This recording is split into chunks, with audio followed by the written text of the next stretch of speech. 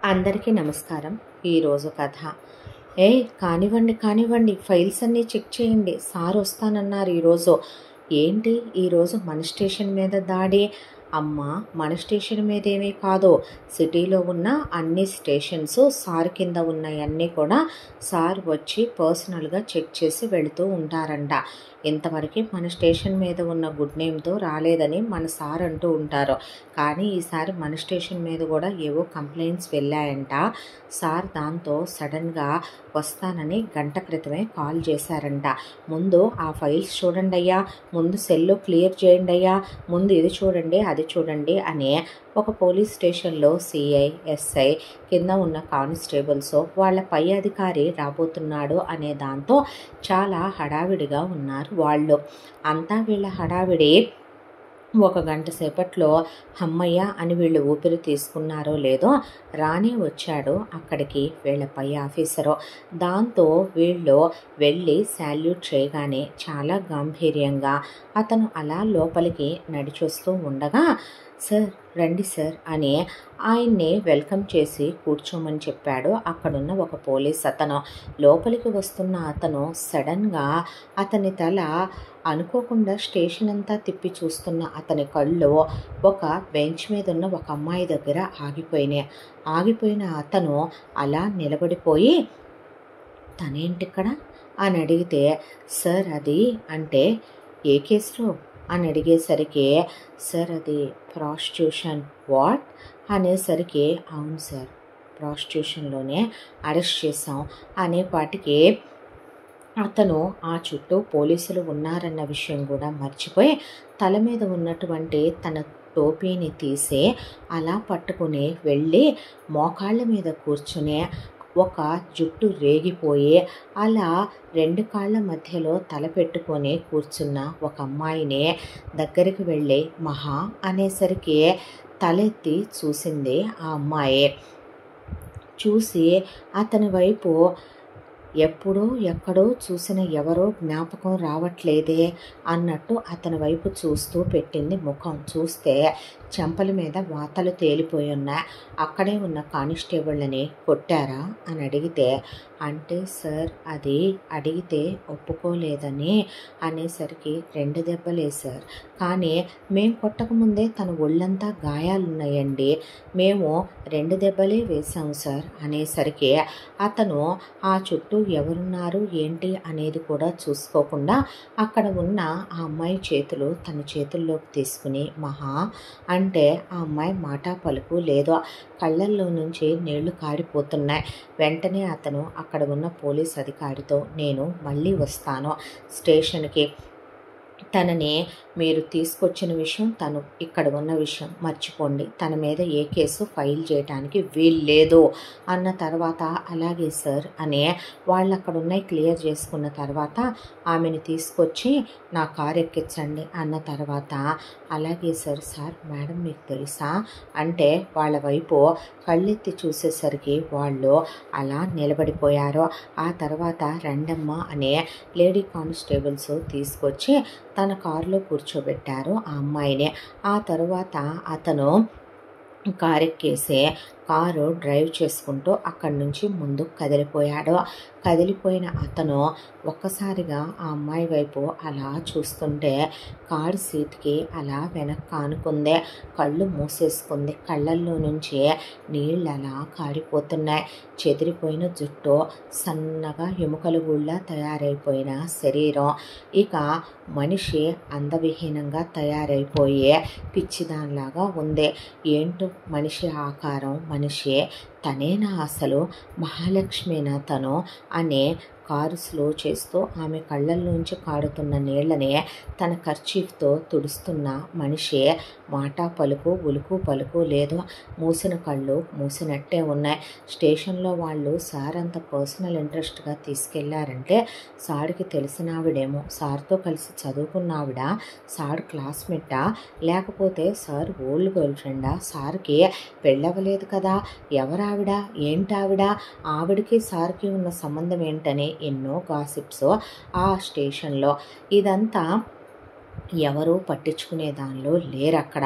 ఎవరికి తోచింది వాళ్ళు మాట్లాడుకుంటున్నారు. కానీ కారులో ఉన్న కార్తీక్ మాత్రం అలా ఆమె వైపు చూస్తూ మహా అనుకుంటూ కార్ డ్రైవ్ చేసుకుంటూ అతని మనసు ఒక్కసారిగా గతంలోకి జారిపోతూ వెళ్ళిపోయింది. కొన్ని సంవత్సరాల క్రితం తన డ్రీమ్ తను ఐపీఎస్ ఆఫీసర్ అవ్వాలి అని. తను ది బెస్ట్ కోచింగ్ సెంటర్ని సెలెక్ట్ చేసుకున్నాడు. అక్కడ ఓన్లీ పోలీసులకి మాత్రమే కాకుండా అక్కడ ఐఏఎస్లకి, బ్యాంక్ ఎగ్జాములకి, మిగతా సివిల్స్కి వెళ్ళే వాళ్ళకి చాలామందికి కోచింగ్ ఇచ్చే చాలా పెద్ద కోచింగ్ సెంటర్ అదే. ఆ కోచింగ్ సెంటర్కి చాలా మంచి పేరు కూడా ఉంది. ఫస్ట్ డే తను చాలా హ్యాపీగా బయలుదేరి అలా బైక్ పార్క్ చేసి కోచింగ్ సెంటర్లోకి వస్తూ ఉండగా కోచింగ్ సెంటరు కింద గ్రౌండ్ ఫ్లోర్లో ఒక చిన్న వినాయకుడి టెంపుల్ ఉంది. ఆ టెంపుల్ దగ్గర నుంచి అతను అలా దేవుణ్ణి గుండెలకి అనుకుని కళ్ళకు అనుకుని తను బయలుదేరిపోతుంటే ఒక అమ్మాయి పరిగెట్టుకుంటూ అక్కడికి వచ్చి చెప్పులు పక్కన విప్పేసి ఆ అమ్మాయి ఒక లైట్ కలరు పంజాబీ డ్రెస్ వేసుకుంది. ఆ అమ్మాయి చూడటానికి చాలా సింపుల్గా ఉంది. అప్సరస కాదు, అందగత్తె కాదు, ఆకాశంలో నుంచి దిగి రాలేదు. ఒక సామాన్యమైన మామూలుగా ఉన్న కామన్ ఆడపిల్ల తను. కానీ చాలా ముద్దుగా ఉంది ఆ అమ్మాయి. ముఖాన చిన్న బొట్టు, కింద కుంకుమ బొట్టు, పైన విభూది బొట్టు, ఒక చేతికి దేవుడి దారాలు, ఒక బ్రేస్లెట్, ఎడం చేతికి ఒక వాచ్, ఆ చేతికి ఈ చేతికి ఫింగర్ రింగ్స్, చెవులకి ఇయర్ రింగ్స్ పెట్టుకొని చాలా సింపుల్గా ఉన్న ఆ అమ్మాయే అలా దేవుడి ముందు నుంచొని దేవుడా దేవుడా దేవుడా నువ్వు ఎలాగైనా సరే నాకు ఖచ్చితంగా జాబ్ వచ్చేలా చెయ్యయ్యా, నీకు ఉండ్రాళ్ళు పోస్తానని, నీకు చెరుకు ముక్కలతో అభిషేకం చేస్తానని, నీ కోసమని ఇన్ని బుధవారాలు నేను నీ గుడికి వస్తానని, పూజ చేస్తానని ఆ వినాయకుడికి ఎన్నో అర్జీలు పెట్టుకుంటూ పూజ చేస్తూ మొట్టికాయలు వేసుకుంటూ గుంజీళ్లు తీస్తూ ఆ అమ్మాయి దేవుడితో అలా మాట్లాడేస్తుంటే చూడటానికి ఎంతో ముద్దుగా అనిపించే అలా ఆ అమ్మాయి వైపు చూస్తూ నిలబడిపోయాడు కార్తీక్. ఆ తర్వాత ఆ అమ్మాయి దేవుడితో మాట్లాడి మాట్లాడి దండాలు పెట్టుకొని అర్జీలు పెట్టుకునే తీరు చూస్తే ఎందుకో తనకి నవ్వు వచ్చింది, సరదాగా అనిపించింది. ఆ క్షణం లవ్ ఎట్ ఫస్ట్ సైట్ అనుకోవాలా, ఆ అమ్మాయి తన గుండెల్లో బాణంలా దిగిపోయింది. ఆ అమ్మాయి వైపే చూస్తూ మైమరిచిపోయాడు తను. ఆ తర్వాత ఆ అమ్మాయి ప్రార్థనలన్నీ పూర్తే చెప్పులు వేసుకుని అలా నడుస్తూ ఉంటే ఆ అమ్మాయి వెనకే నడుస్తూ దేవుడా దేవుడా దేవుడా ఈ అమ్మాయి కూడా సివిల్స్ అయితే ఎంత బాగుంటుందో, సేమ్ క్లాస్ అయితే ఎంత బాగుంటుందో, సేమ్ డిపార్ట్మెంట్ అయితే ఎంత బాగుంటుందో. కానీ ఎంతైనా పోలీసులు కొంచెం కరుగ్గా ఉంటారు కదా, అమ్మాయిలు కూడా కొంచెం హార్డ్ నేచర్తోనే ఉంటారు పోలీస్ డిపార్ట్మెంట్ అంటే. ఈ అమ్మాయి చాలా సెన్సిటివ్గా ఉంది, కొంపదీసి ఐఏఎస్కి ఏమైనా ప్రిపేర్ అవుతుందా అనే అతని మనసు పడిపడి విధాలు పోతూ ఉండగా అలా ఇద్దరు సేమ్ ఫ్లోర్లోకి వచ్చారు. సేమ్ ఫ్లోర్లోకి వచ్చిన తర్వాత అలా నడుచుకుంటూ వెళుతుంటే ఆ అమ్మాయి ముందే ఒక క్లాస్ దగ్గర ఆగిపోయింది. తల పైకెత్తి చూస్తే అది బ్యాంక్ కోచింగ్ తీసుకునే వాళ్ళ క్లాసు. ఓహో బ్యాంకు కోసమా అని ఆ తర్వాత తను ఐపీఎస్ కోచింగ్ దాంట్లోకి వెళ్ళాడు. వెళ్ళిన తన మనసంతా ఆ అమ్మాయి వైపే. పైగా ఎదురెదురు క్లాసులో ఒక కిటికీ పక్కన ఆ అమ్మాయి కూర్చుంటే తను మరొక కిటికీ పక్కన కూర్చుని ఆ అమ్మాయిని చూస్తూ కూర్చునేవాడు. అలాగా ఆ తర్వాత ఆ క్లాస్ అయిపోయి ఆ అమ్మాయి బయటకు వస్తే ఆ అమ్మాయి స్కూటీలో వచ్చినట్టుంది. స్కూటీ తీసి ఆ అమ్మాయి బయలుదేరితే వెనకాలే స్లోగా అమ్మాయి వెనక ఫాలో అవుతూ వెళ్ళాడు. ఫాలో అవుతూ వెళితే ఆ అమ్మాయి మొక్కజొన్న కండెల దగ్గర, పునుగుల బండి దగ్గర, ఆ తర్వాత బేకరీ దగ్గర ఇలా ఆగుతూ టైలర్ షాప్ దగ్గర ఆగుతూ ఆగుతూ ఆగుతూ వెళ్తే నవ్వుకుంటూ ఆ అమ్మాయి వెనకే ఫాలో అవుతూ తను ఆ అమ్మాయి ఇంటి వరకు వెళ్ళాడు. ఆ అమ్మాయి వాళ్ళ ఇంటి దగ్గర చిల్లర కొట్టు, బడ్డీ కొట్టు కలిపి ఒక కొట్టు, అక్కడ నూడిల్స్ బండి, ఇవన్నీ వరుసగా పెట్టున్నాయి. అది కాస్త మంచి ఏరియానే. ఆ అమ్మాయి అక్కడ ఒక ఇండివిడ్యువల్ హౌస్, చాలా పెద్ద పెద్ద కిటికీలతో, అది చాలా బాగుంది ఇల్లు. సింపుల్గా ఉన్న చిన్న ఇల్లు అయినా చాలా నీట్గా ఉంది. ఆ ఇంటి దగ్గర ఆ అమ్మాయి స్కూటీ పార్క్ చేసి అలా వెళుతూ ఉండగానే, అక్క నా కోసం ఏం తెచ్చావు అంటే, ఇవన్నీ తెచ్చానురా అనేసరికి, వచ్చావా ఏమ్మా నా బ్లౌజులు తెచ్చావా అంటే, తెచ్చానులే పిన్ని, కరెక్ట్గానే కుట్టిందా అంటే, చూసే తీసుకొచ్చాను పిన్ని, ఇంకోసారి చూడు, నీకేమైనా నచ్చకపోతే ఆల్ట్రేషన్కి ఇద్దాంలే పిన్ని, టెన్షన్ ఎందుకు అనగానే ఒక ఆవిడ బ్లౌజుల కవర్ తీసుకొని వెళ్ళిపోయింది. ఇంకొక ఆయన బయటకు వచ్చి, ఏమ్మా అయిపోయిందా అంటే, అయిపోయింది బాబాయ్ అన్న తర్వాత, నాన్న అక్కివి తెచ్చింది తినేసి వెళ్ళొచ్చుగా, లేదురా కొంచెం పని ఉంది, నువ్వు తినేసి ఉంటారమ్మా అన్నాక, అలాగే బాబాయ్ అంటే, బాబాయ్ పిన్ని అంటే, అమ్మా నాన్న లేరా, చనిపోయారా, లేకపోతే వాళ్ళు వేరే చోటు ఉంటే తను ఇక్కడికి వచ్చిందా, మేబీ తనకి డ్రీమ్ జాబ్ అనుకుంటాను, బ్యాంక్ జాబ్, అందుకే దేవుడికి అన్ని అర్జీలు పెట్టుకుంది అనే ముందు ఆ అమ్మాయి ఇల్లు అడ్రస్సు తెలుసుకున్నాడు. ఆ తరువాత వెళ్ళే వాళ్ళ బాబాయ్, అమ్మా మహాలక్ష్మి అనేసరికి, ఆ బాబాయ్ అంటే, కాస్త నేను హెల్మెట్ మర్చిపోయాను తెచ్చివ్వమ్మా అనేసరికి, ఒక్క నిమిషం అని బయటికి పరిగెత్తుకొచ్చి హెల్మెట్ వాళ్ళ బాబాయ్కి ఇచ్చింది. మహాలక్ష్మి, ఎంత బాగుందో పేరు, మహా అనే మనసులోనే అనుకున్నాడు. ఆ తర్వాత నెక్స్ట్ డే నుండే తను కరెక్ట్గా ఆ అమ్మాయి రావటానికి ఒక అరగంట ముందే అలా వచ్చి ఆ అమ్మాయి వాళ్ళ ఇంటి ముందున్న బడ్డీ దగ్గర వెయిట్ చేస్తూ ఉండేవాడు. ఆ అమ్మాయి రాగానే వెనకాలే ఫాలో అవుతూ కోచింగ్ సెంటర్ దాకా వచ్చి కలిసి పార్క్ చేసుకుంటూ ఆ అమ్మాయిని చూసే, ఆ తర్వాత క్లాసులో ఎదురెదురు క్లాసులో ఆ కిటికీ పక్కన ప్లేస్లో ఎవరు కూర్చున్నా తను ఊరుకోడు. ఆ అమ్మాయి అసలు రోజు అక్కడే కూర్చుంటుంది. అలా అంతా దాంట్లో తనకి ఐపీఎస్ అవ్వాలన్నదే లైఫ్ టైం డ్రీమ్. తను చాలా బాగా చదువుతాడు, దాంతోనే చదువుని నెగ్లెక్ట్ చేసింది లేదు, ఇక మీదట చెయ్యబోయేది లేదు. ఒకవైపున తన సబ్జెక్టుల గురించి తను ఎంత ఇంట్రెస్టింగ్గా ఉన్నాడో ఆ అమ్మాయి మీద కూడా అంతే ఇంట్రెస్టింగ్గా ఉండే.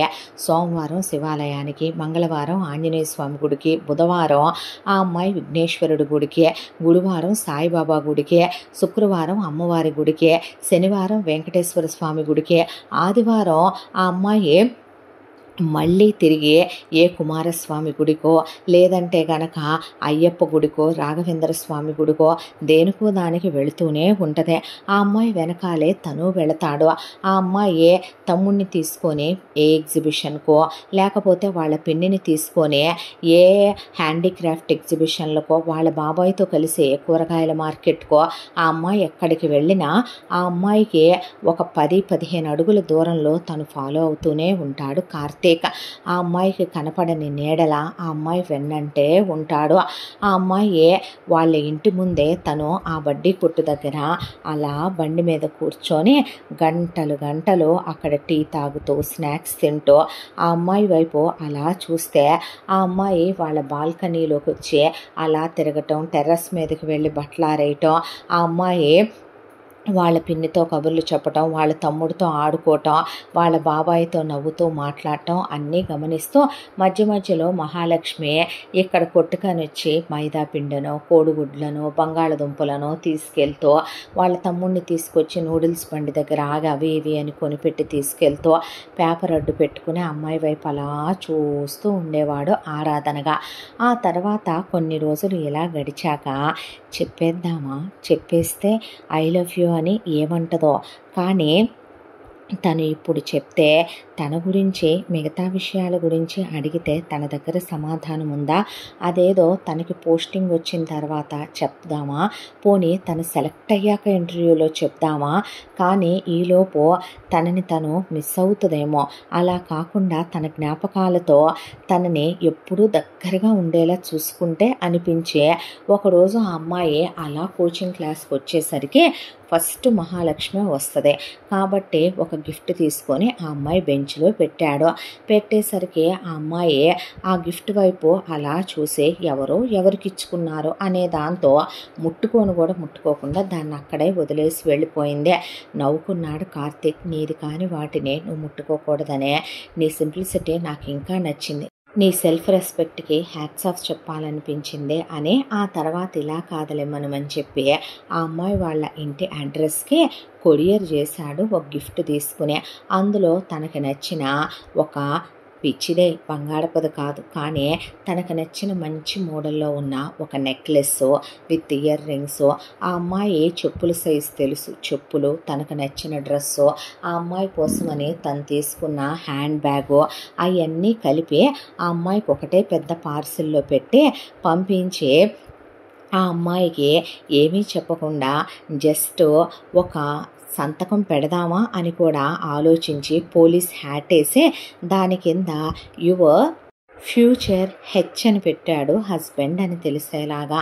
ఆ కొరియర్ అతను తీసుకెళ్ళి కొరియర్ అని చెప్పి ఆ ఇంట్లో బెల్ కొట్టి వాళ్ళ పిన్నికి ఇచ్చాడు. ఆ కొరియర్ ఇచ్చిన తర్వాత ఆవిడ ఓపెన్ చేసి చూసింది. చూసేసరికి ఏంటివన్నీ అని చెప్పి ఆవిడన్నీ తీసి చూస్తే ఎవరికి పంపారు? మహాలక్ష్మి, నీకెవరైనా కొరియర్ చేశారా? నాకెవరు చేయలేదు పిన్ని అనేసిన తర్వాత సరే అనేసుకున్న తర్వాత ఆ రోజు నుంచే అలా పంపిస్తూనే ఉన్నాడు గిఫ్ట్లు కార్తీక్. ప్రతిరోజు ఏదో ఒక గిఫ్ట్. ఆ అమ్మాయి ఒక్కరోజు కూడా తను పంపించినవి వేసుకొని తీసుకొని రాదేంటే అని మాత్రం ఎదురు చూస్తూ ఉండేవాడు. ఈలోపు తనకి 2 ఎగ్జాములు కండక్ట్ చేయటం, ఆ ఎగ్జాముల్లో తను క్వాలిఫై అవ్వటం, ఆ తర్వాత తన ఎగ్జాము కంప్లీట్ అయిపోవటం, ఆ తర్వాత తన ఇంటర్వ్యూ కూడా పిలవటం, తను సెలెక్ట్ అయిపోవటం అన్నీ జరిగిపోయినాయి. ఆ తర్వాత ఇంకా తను కోచింగ్ సెంటర్కి వెళ్ళక్కర్లేదు. కానీ మహాలక్ష్మి ఇంకా వెళ్తూనే ఉంది. మహాలక్ష్మి కోసమని రోజు తను మార్నింగ్ తన వెనకాలే వెళుతూ ఈవినింగ్ తన వెనకాలే రావటం మాత్రం తను మానలేదు. మహాలక్ష్మికి ఎలాగైనా సరే చెప్పాలనుకుంటే, నీ రిజల్ట్ వచ్చిన తర్వాత నీకు చెప్తాను బంగారం, ఎంతైనా నీ డ్రీమ్ జాబ్ కదా, నేను సెలెక్ట్ అయ్యాను అనేది నాకు నిజంగా సంతోషాన్ని కలిగించే విషయమే అయినా అది నీతో పంచుకుంది నా గుండె నా మనసు నిజంగానే సంతోషపడదులే అనుకోనే ఆ అమ్మాయికి ఆ తర్వాత ఏదైనా మెమరబుల్గా గిఫ్ట్ ఇవ్వాలి. దట్టు తను సెలెక్ట్ అయ్యాడు కాబట్టి తను సెలెక్ట్ అయిన తర్వాత తన డ్రీమ్ జాబ్ తనకు వచ్చింది అనే దాంతో చాలా వెతికి ఆ అమ్మాయి కోసం అని చెప్పి ఒక బ్రేస్లెట్ తీసుకున్నాడు. చాలా అందంగా ఆ బ్రేస్లెట్ మీద ఎంగ్రేవింగ్ చేయించాడు. లోపల దాంట్లో MK అని రాసుంది ఆ బ్రేస్లెట్. పైగా ఆ అమ్మాయిని తను చూసిన డేట్ దాని లోపల వేయించాడు.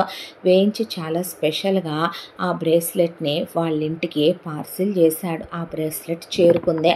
మహాలక్ష్మి చేతికి కనిపించట్లేదేంటే అని 2-3 సార్లు అనుకున్నాడు. మేబీ తర్వాత పెట్టుకుందాం అనుకుందేమోలే అనుకున్న తర్వాత రోజు వెళ్ళే తను ఇక ఒక రోజున వెళ్ళేసరికి అలా కూర్చొని ఉంటే ఈలోపు తనకి ఒక ఫోన్ కాల్ వచ్చింది. ఫోన్ కాల్ వస్తే హలో అనేసరికి ఎవరు అంటే మర్చిపోయావేంట్రా, నేనురా బాబు అంటే పేరు చెప్పకుండా ఎవర్రా అనేసరికి అదేంట్రా కాంటాక్ట్ లిస్ట్లో నా పేరు లేదా, కిషోర్ రా అనేపాటికి ఓ కిషోర్ చెప్పరా అంటే అంతేలేరా బాబు, ఫస్ట్ క్లాస్ నుంచి 10th క్లాస్ వరకు కలిసి చదువుకున్న ఫ్రెండ్నే మర్చిపోయావన్నమాట.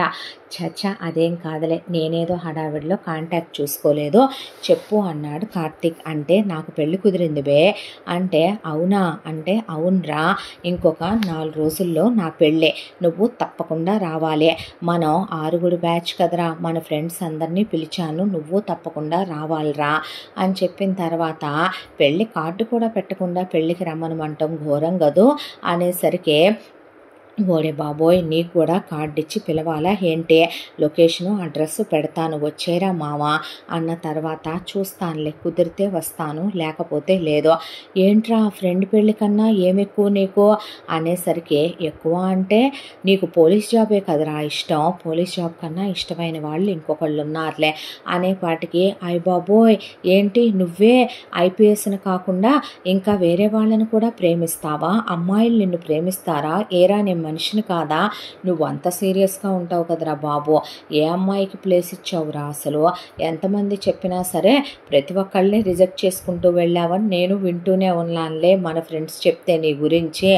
అబ్బో ఇప్పుడు అవన్నీ ఎందుకులే కానీ లవ్ మ్యారేజా అరేంజ్డ్ మ్యారేజా అని అడిగాడు కార్తీక్ కిషోర్నే. అరేంజ్డేరా, అమ్మా నాన్న ఫిక్స్ చేసిన పెళ్ళే అన్న తర్వాత డౌరీ మ్యారేజా అనేసరికి కిషోర్ నవ్వేసి సరే లిస్టు పెట్టి చూస్తాను కుదిరితే వస్తానన్నాడు కార్తీక్. అన్న తర్వాత వస్తానంటే కుదరదు తప్పకుండా రావాలి లేకపోతే ఊరుకోను అని కిషోర్ ఫోన్ పెట్టేశాడు. ఆ తర్వాత ఇలా 2 రోజులు గడిచిపోయినాయి. 2 రోజులు గడిచిపోయిన తర్వాత ఒకరోజు కార్తీక్ వచ్చేసరికి మహాలక్ష్మి వాళ్ళ బాబాయ్ వాళ్ళ ఇంటికి పెద్ద పెద్ద తాళాలు వేసి ఉన్నాయి. దాంతో చాలాసేపు బయటకు వెళ్ళారేమోనని వెయిట్ చేస్తే ఎంతసేపటికి ఎవరూ వచ్చిన దాఖలాలు లేవు. ఆ బడ్డీ కొట్టు ఆవిడ దగ్గరికి వెళ్ళి ఆంటీ అని ఎన్నాళ్ళుగా వస్తున్నాడు కాబట్టి కార్తీక్తో ఆవిడకి మంచిగా ముచ్చట్లు చెప్పే పరిచయం. దాంతో ఏంటి బాబు అని అడిగితే ఆ ఎదురింట్లో ఒక చిన్న బాబు ఉంటాడు కదా, క్రికెట్ అది ఆడుకుంటూ ఉంటాడు, అటు ఇటు తిరుగుతాడు, మీ షాపుకి కూడా వస్తాడుగా, కనిపించట్లేదు ఏంటంటే తాళం వేసిందే లేరా ఏంటి సందడి లేదు బాబు లేకపోతే అని మహాలక్ష్మి వాళ్ళ బాబాయ్ కొడుకు మీద పెట్టి అడిగినట్టు అడిగాడు కార్తీక్. వాళ్ళ బాబు లేరయ్యా ఊరికి వెళ్ళారు, ఒక 10-15 రోజుల దాకా రారంట, వాళ్ళు మా దగ్గరేగా పాల ప్యాకెట్లు వేయించుకుంటారు, వాళ్ళ పిన్ని ఒక 15 రోజుల దాకా పాల ప్యాకెట్లు వద్దంది బాబు అని చెప్పిన తర్వాత అవునా ఎక్కడికి వెళ్ళారు? ఏదైనా దేవుడు మొక్క తిరుపతి లాంటి చోటకి ఏమైనా వెళ్ళారా? లేదయ్యా ఆ ఇంట్లో ఒక అమ్మాయి ఉంటుంది, నువ్వు గమనించావో లేదో అంటే అవునా అంటే అవును బాబు ఆ అమ్మాయి పేరు మహాలక్ష్మి, ఇక్కడ వాళ్ళ పిన్ని బాబాయ్ వాళ్ళు వీళ్ళింట్లో ఉంటుంది ఆ అమ్మాయి, ఆ అమ్మాయి వాళ్ళ సొంత ఊరు ఇది, ఆ ఊరికి అని చెప్పి వెళ్ళినట్టున్నారు బాబు అన్న తర్వాత ఆహా అనుకొని కార్తీక్ మహా మీ ఊరు వెళ్ళావా, బహుశా రిజల్ట్స్ వచ్చే టైం అయిందిగా మీ అమ్మా నాన్నలకు కూడా చెప్తే హ్యాపీగా ఫీల్ అవుతారని అనుకున్నట్టున్నావు అనేసరికి తెల్లారి మహాలక్ష్మి రిజల్ట్స్ వచ్చినాయి. తనే ఫస్ట్ చూడాలనే దాంతో చూస్తే మహాలక్ష్మి క్వాలిఫై అయింది. చాలా హ్యాపీగా ఫీల్ అయ్యాడు. తను ఎప్పటి నుంచో ఆమెకు ప్రపోజ్ చేయాలనుకున్న డైమండ్ రింగ్ని తను రెడీగా పెట్టుకున్నాడు. నువ్వే లేకుండా పోయావు, ఈరోజే నీకు చెప్పాలనుకున్నాను బంగారం అంటే ఈలోపు ఫ్రెండ్ మళ్ళీ ఫోన్ చేశాడు. మామ నా పెళ్ళి రేపేరా, వస్తావా సస్తావా నువ్వు అనేపాటికి అబ్బబ్బా ఏ ఊరురా అనేసరికి ఈ ఊరు అంటే మళ్ళీ చెప్పు ఈ ఊరు అన్న తర్వాత వస్తున్నానులే పండగ చేసుకో అన్నాడు కార్తీక్. అబ్బో అని ఫోన్ పెట్టేసిన తర్వాత మహాలక్ష్మి ఊరేనా వీడు పెళ్లి చేసుకోబోయే అమ్మాయిది కూడా, అందుకేనా అమ్మాయి వాళ్ళ ఊళ్ళోనే పెళ్ళని చెప్తున్నాడు వీడు, వెళ్తే పోయేదేముంది, ఇక్కడుండి మాత్రం నేను చేసేదేముందే, అదేటు పల్లెటూరే, అక్కడికి వెళ్ళి ఎవరో ఒకళ్ళని పట్టుకుంటే నా మహా ఎక్కడుందో తెలుసుకోవచ్చు, అలా అయినా తన కళ్ళతో చూసుకోవచ్చు, మళ్ళీ మహాతో కలిసి నేను ఇక్కడికి వచ్చేయచ్చు, ఆ తర్వాత మేబీ అక్కడే కుదిరితే నా మహాకి ప్రపోజ్ చేయొచ్చేమో అని చెప్పి ఇంటికి వెళ్ళి బట్టలు సర్దుకొని ఆ రింగ్ కూడా వెంట తీసుకొని ఫ్రెండ్ చెప్పిన మహాలక్ష్మి వాళ్ళ ఊరికి తను బయలుదేరి వెళ్ళాడు. కార్తీక్ వెళ్ళిన దగ్గర నుంచే ఏమంటా వెళ్ళాడో కానీ కాలు ఆ ఊళ్ళో పెట్టిన దగ్గర నుంచి కళ్ళు మహాలక్ష్మి కోసం వెతుకుతూనే ఉన్నాయి. ఎక్కడా కనపడదే. దాంతో సరే ఫ్రెండ్ దగ్గరకు వస్తే ఏరా ఇప్పటికి తీరుబాటు అయిందా అనేపాటికే వచ్చి చాలాసేపు అయిందిలేరా అంటే మరి వచ్చిన వాడివి ఇప్పుడు దాకా రాలేదే, అడ్రస్ తెలియనప్పుడు ఫోన్ ఎందుకు చేయలేదురా, ఎవడు చెప్పాడురా అడ్రస్ తెలియలేదని, ఇదేమైనా హైదరాబాదా ఢిల్లీనా మెడ్రాస్ నేను కనుక్కోలేకపోవటానికే, మరి ఎందుకు రాలా నువ్వు, నా వాళ్ళ కోసమని వెతుక్కున్నాను వాళ్ళు దొరకలేదనేపాటికి నీ వాళ్ళ ఎవర్రా అనే ఫ్రెండ్స్ అందరూ వచ్చేపాటికి హాయ్ రా అనుకుంటూ ఈ నలుగురు ఎదవలు కూడా వచ్చారా అంటే నేను వచ్చాను మావా అన్న అన్నాడు best ever friend Arun. Arun చాలా మంచోడు, చాలా సెన్సిటివ్ కూడా, అలాగే చాలా తెలివైన వాడు కూడాను.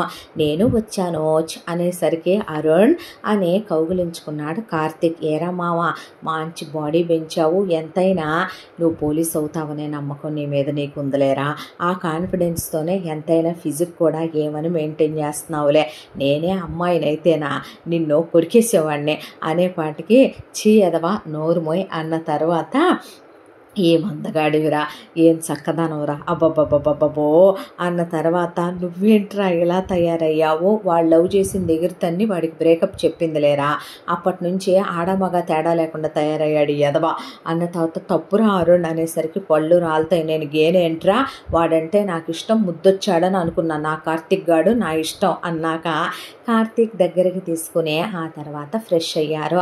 ఫ్రెష్ అయిన తర్వాత అందరూ డాబా మీద మీటింగ్ పెట్టారు.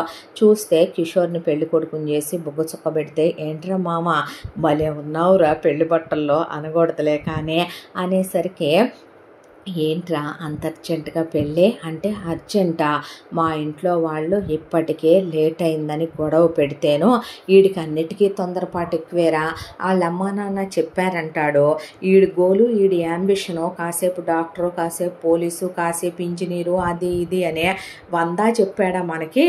100 చెప్పి ఫైనల్గా వీడు సాఫ్ట్వేర్ ఇంజనీర్ అయ్యాడు. పోన్లేరా ఏదో ఒకటి అయ్యాడు అన్న తర్వాత ఇప్పుడు అంతే, వాళ్ళంటాడు వీళ్ళంటాడు ఫైనల్గా ఈ పల్లెటూరులో పిల్లని వాళ్ళ అమ్మా నాన్న ఫిక్స్ చేశారు, చేసుకుంటున్నాను అంటాడు.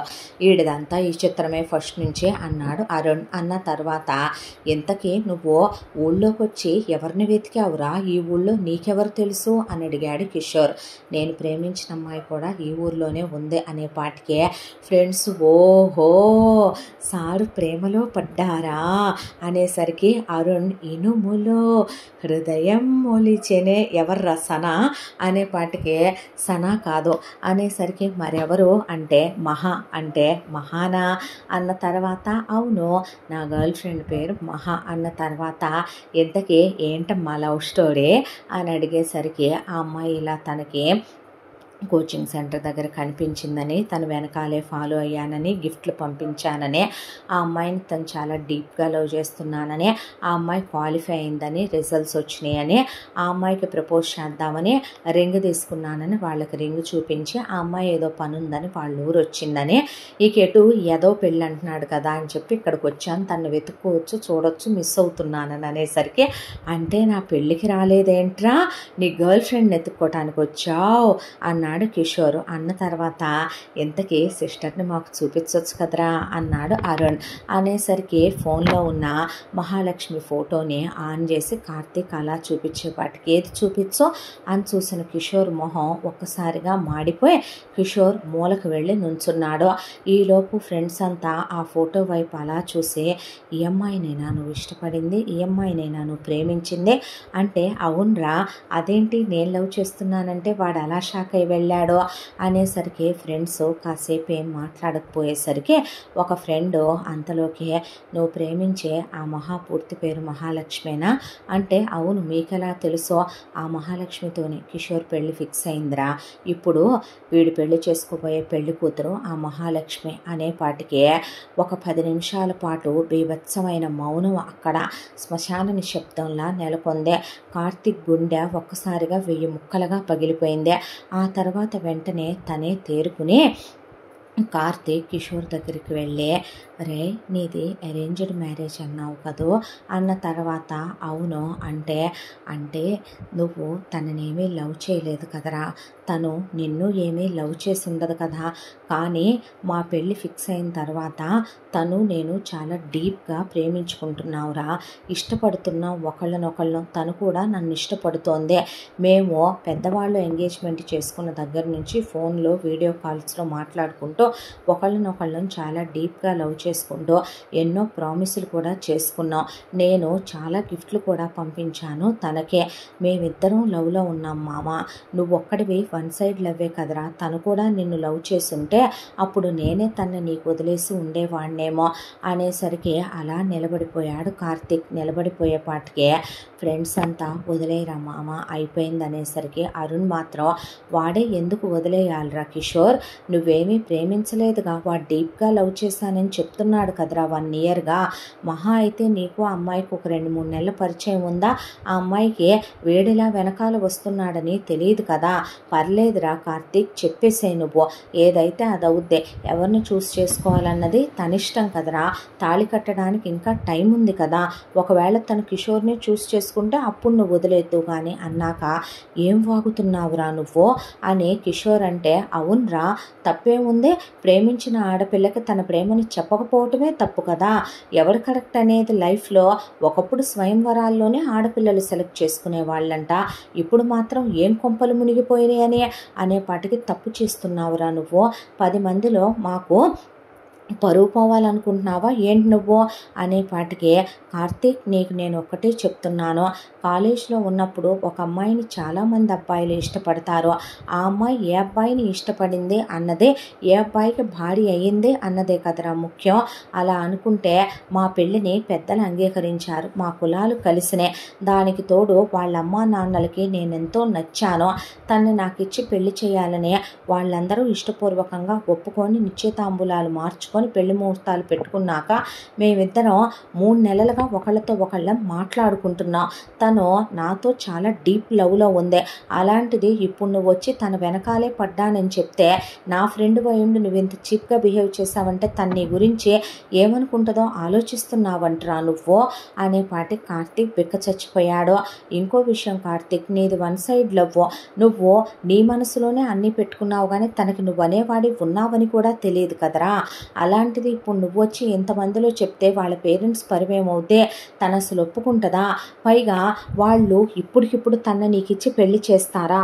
దీనివల్ల డిస్టర్బెన్సెస్ వస్తే అటు వాళ్ళు తనని నీకిచ్చి పెళ్లి చేయక నాతో తన పెళ్ళి ఆగిపోయి తనే సూసైడ్ చేసుకుంటే అనేపాటికి ఆపరా అన్నాడు కార్తీక్. అన్న తర్వాత నేను నిజమేగా నువ్వన్న మాట కూడా, నేను నా వరకే ప్రేమించాను, నాది నిజంగా 1 సైడెడ్ లవ్వే కదా, తన మనసులో నేను లేను, నేనెవరో తనకి తెలియదు, గిఫ్ట్లంటే ఏదో ఎవరో టైంపాస్ కోసం తను ఏడిపించడానికి పంపిస్తున్నారనుకొని తీసుకొని పక్కన పడేసినట్టుందే, తనెప్పుడు వాటిని వాడింది కూడా లేదులేరా. పర్వాలేదులే, తను నిన్ను ఇష్టపడుతోంది అంటున్నావుగా, తను ఇష్టపడే వాళ్ళని తను చేసుకున్నప్పుడే తను హ్యాపీగా ఉంటుందే, పర్లేదురా మీ ఇద్దరే పెళ్లి చేసుకోండే, నేనే తప్పు చేశాను నిజమేగా, చందమామ కావాలనిపిస్తుంది కానీ ఆ చందమామని తాకే అర్హతే ఉండాలి కదో. ఎంతోమంది చంద్రమండలం మీదకి వెళ్ళాలనుకుంటారో, ఎంతమంది వెళ్ళగలరా? అలాగే నేను అనుకున్నాను, అవ్వలేదు, అది నీదైందే, దానిలో ఏముందిలేరా అన్న తర్వాత నా పెళ్లి దాకా ఉంటావుగా అంటే అనేసి కార్తీక్ అక్కడి నుంచి వెళ్ళిపోయాడు. ఆ తర్వాత ఫ్రెండ్స్ అందరూ బాధపడ్డా వెళ్ళి వాళ్ళందరూ తాగుతూ కూర్చున్నా, వెళ్ళి కార్తీకు ఎలా ఏడ్చాడంటే గుండె బద్దలైపోయా, అసలు ఒక మనిషికి నరాలు చిట్లిపోతాయేమో అన్నంతగా వెక్కిళ్ళు పెట్టి ఏడ్చి అలా అమ్మాయి ఫోటోలు చూసుకుంటూ కూర్చుంటే అరుణ్కి మనసాగలేదు. ఫ్రెండ్స్ అందరూ తాగేసి పడుకున్నారు, కిషోర్ కూడా పడుకున్నాడు. కానీ అరుణ్ కార్తీక్ గదిలోకి వెళ్ళి కార్తీక్ అనేసరికి తిరిగి చూస్తే కళ్ళు రక్తపు గడ్డల్లా ఉన్నాయి ఎర్రగా. రే మామా, నేను నీకు ఒకటి చెప్పనా, నువ్వు జస్ట్ ఫ్రెండ్వే కదరా కిషోర్ గాడికి, కానీ నువ్వు నేను బెస్ట్ ఫ్రెండ్స్ కదా మామ.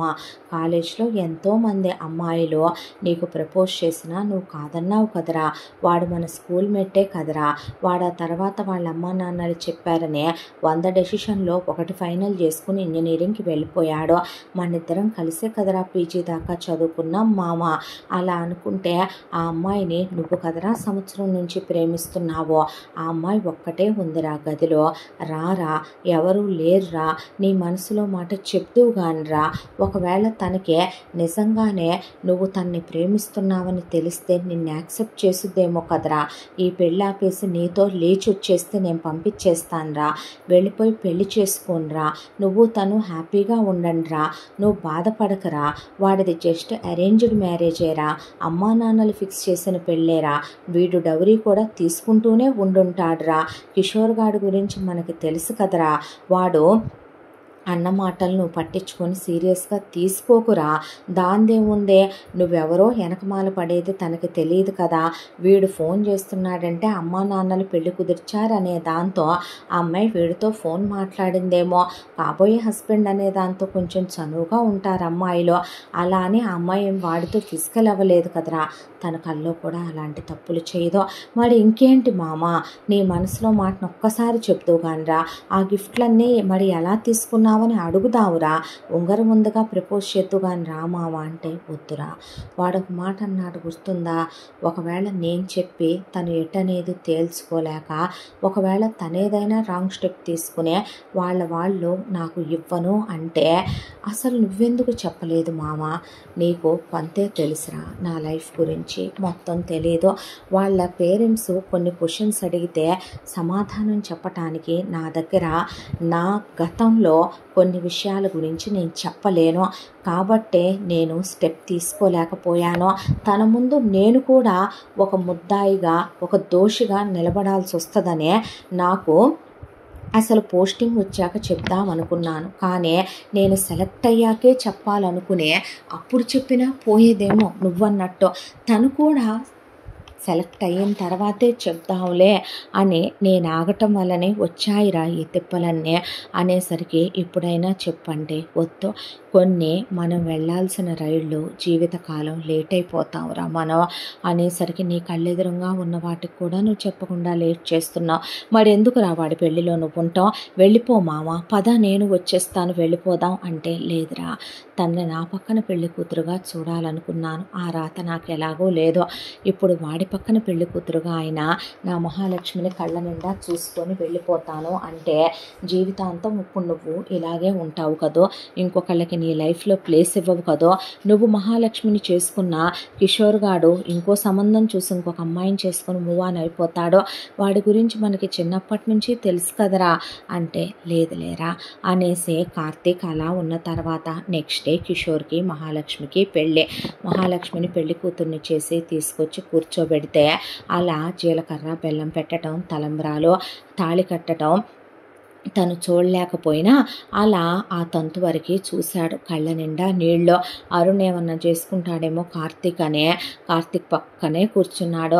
కూర్చున్న తర్వాత అంతా ఫంక్షన్లో సడన్గా బాబు పెళ్ళికొడుకు ఫ్రెండ్సా మీరు, రెండయ్య భోజనాలు చేతురు కానీ అంటూ ఉండగా మహాలక్ష్మి వాళ్ళ పిన్ని చేతికి తను బ్రేస్లెట్ చూశాడు, అది తను మహాలక్ష్మి కోసం పంపించిన బ్రేస్లెట్ చూసి ఆంటీ అంటే మీ చేతికున్న బ్రేస్లెట్ చాలా బాగుందా అంటే ఎక్కడ తీసుకున్నారు అంటే అదా నేనే కొనుక్కున్నా, బాగుందా అనే పాటికి అబద్ధాలు ఆడకమ్మా అని అక్కడికి మహాలక్ష్మి వాళ్ళ తమ్ముడు వచ్చాడు. వచ్చి నోరు ముయ్యరా అంటే నువ్వే నోరుమై అన్నా, అదేమి మా అమ్మ కొనుక్కోలేదు, ఎవరో ఒకళ్ళు మా ఇంటికి చాలా కాలంగా గిఫ్ట్లు పంపిస్తున్నారని కొరియర్ అతను తెచ్చిస్తున్నాడు, వాళ్ళు పాపం ఏ అడ్రస్కి పంపుతున్నారో మా పక్క పోర్షన్లో ఓ ఫ్యామిలీ ఉండాలి, వాళ్ళు వెళ్ళిపోయారులే అన్న ట్రాన్స్ఫర్ మీద వాళ్ళకని పంపినట్టున్నారు, అవి మా అమ్మ కలెక్ట్ చేసుకుంటుంది, సిగ్గు లేకుండా మా అమ్మ పంపించిన డ్రెస్సులు ఆల్టరేషన్ చేయించుకొని వేసుకోవటం, ఆ పంపించిన ఏ వస్తువులు వాడేసుకోవటం, మా అమ్మ చేతుకున్న వాచ్ కూడా కొరియర్లో వచ్చిందే, మా అమ్మ వేసుకున్న బ్రేస్లెట్ ఆ కొరియర్లో వచ్చిందే, అలా ఎన్ని పోగు చేసుకుందో తెలుసా మా అమ్మ అనే పాటికి అక్కడి నుంచి కార్తీక్ నవ్వేసి వెనక్కి తిరిగేసరికి పిల్లాడి చంప మీద ఒక్కటేసింది వాళ్ళ పిన్నే. కొట్టకండి ఆంటీ అన్న తర్వాత పిల్లాడిని దగ్గరికి తీసుకొని ముద్దు పెట్టుకొని ఆడవద్దని చాక్లెట్స్ ఇచ్చాడు కార్తీక్. అంతా దాంట్లో అరుణ్ అంటే నువ్వు ఇచ్చిన గిఫ్ట్లు తన దాకా చేరలేదురా, తనకు పంపించాను అనుకుని వాళ్ళ పిన్ని కలెక్ట్ చేసుకుందా, ఈవిడేం మనిషిరా బాబు, ఇంట్లో వయసుకొచ్చిన ఆడపిల్లుంటే మహాలక్ష్మిని కొరియర్ మీద రాసి ఉంటే ఆవిడ నొక్కేటివేంట్రా చండాలంగా, ఆ అమ్మాయికి పంపిన పట్టీలు, ఆ అమ్మాయి పంపిన వాచీలు, ఆ అమ్మాయి పంపిన హ్యాండ్ బ్యాగులు నొక్కేటివేంట్రా, ఏ ఫ్యామిలీ రా వీళ్ళ తూ అన్నాడు అరుణ్. అన్న తర్వాత దేవుడే తన దాకా నన్ను చేర్చాలనుకోలేదులేరా, నేను ఇంకా తన గిఫ్ట్లు తీసుకొని కూడా ఎవరా అని కూడా ఒక్కసారైనా ఎందుకు ఆలోచించలేదు అనుకున్నాను ఈ క్షణం వరకు, అసలు తన వరకే చేరలేదుగా, తనకి నేననే వాడిని పంపించానని తెలియలేదుగా, సరేలేరా అనే వెళ్ళబోతూ ఉండగా అరుణ్ అంటే చెప్పు అన్న తర్వాత నేను మళ్ళీ మిమ్మల్ని కలుస్తాను కలవను మామ వాడ అమ్మాయిని పెళ్లి చేసుకుంటే నువ్వు మా అందరినీ కలవనంటవేంట్రా అని మిగతా ఫ్రెండ్స్ కూడా వచ్చిన తర్వాత నేను మిమ్మల్ని కలవటానికి వస్తే వాడు వస్తాడ్రా వాడు వస్తే తను వస్తుంది తను వచ్చినప్పుడు తను నేను వాడి పక్కన వాడి భార్యగా చూసే తట్టుకోగలిగి ఉందంటారా ఇంకా నా హృదయం ఇంకా నా గుండె ఎన్ని ముక్కలు చేసుకోనరా ట్రైనింగ్కి వెళుతున్నాను తర్వాత పోస్టింగ్ ఎక్కడొస్తుందో తెలియదు అక్కడికి వెళ్ళిపోతాను నేను తనకి ఎంత దూరంగా ఉంటే వాళ్ళ వైవాహిక జీవితానికి అంత మంచిదే వాడికి చెప్పండిరా తన్ని చాలా హ్యాపీగా చూసుకోమనండే దేవత వాడికి భార్యగా వచ్చిందే ఆ దేవతని గుండెల్లో పెట్టుకొని చూసుకోమనండి వాడు బాగానే చూసుకుంటాళ్లే ఇదిగోరా ఈ రింగ్ ఆ రోజు చాలా ప్రేమతో 100 షాపులు తిరిగి వెతికి నాకు నచ్చిన మోడల్ దొరకలేదని డ్రాయింగ్ గీసి మరీ చేయించాను ఇదే ఇప్పుడు దీనిలో నేను KM అని వేయించాను కార్తిక్ మహాలక్ష్మి అని అది కిషోర్ మహాలక్ష్మిగా మిగిలిపోయిందే తన వేలికి దగ్గరుండి పెట్టించండ్రా ఇదే నా జ్ఞాపకంగా ఎప్పుడూ తన వేలికి నేను తనకి తెలియకపోయినా ఉండాలన్నదే నా కోరిక ఫోటో కూడా తీసి పెట్టరా అరుణ్ మర్చిపోక వాడు పెట్టాక అనే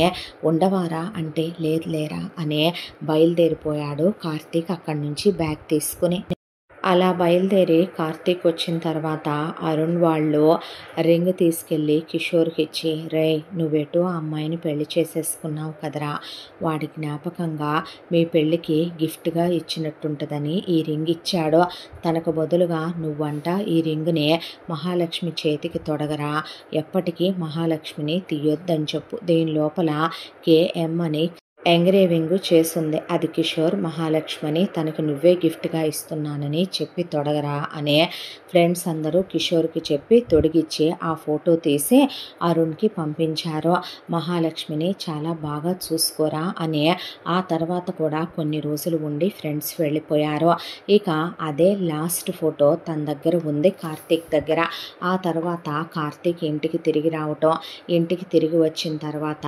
వెక్కిళ్ళు పెట్టి ఏడ్చిన తర్వాత తల్లి సునంద ఏమైంది నాన్న ఎందుకు ఏడుస్తున్నావయ్యా ఏమైందిరా అని అడిగేసరికి వాళ్ళమ్మని కౌగిలించుకొని ఏడ్చేస్తే నాన్న ఎవరో ఒక అమ్మాయిని ఇష్టపడ్డానన్నావు ఫోటో చూపించావు చెప్తానన్నావు చెప్పావా ఉంగరం ఏదిరా నాకు చూపిస్తానన్నావు వెళ్ళి మాట్లాడదామన్నావు ఏదమ్మా అని అడిగేసరికి జరిగిన విషయం అంతా వాళ్ళమ్మకి చెప్పాడు ఆవిడ హతాసురాలైపోయింది ఆ తర్వాత ట్రైనింగ్కి వెళ్తానమ్మా అన్న తర్వాత రే అంటే నేనేమి డిప్రెషన్లోకి వెళ్ళనులేమ్మా చచ్చిపోను ఇప్పుడు తను నాది కాదు కదా వేరే వాడి భార్య కదా పరాయి వాళ్ళ భార్యల మీద మోసపడేంత నీచమైన మగాడిని కాదులేమ్మా ఆశపడేంత నీచుణ్ణి కాదు తను నాకు తొలి ప్రేమ తను నాకు జీవితకాలపు నేను ఎప్పటికీ చచ్చిందాకా గుర్తుపెట్టుకునే నా మనసులో ఉన్నటువంటి దేవత తనకి నేను ఎప్పుడూ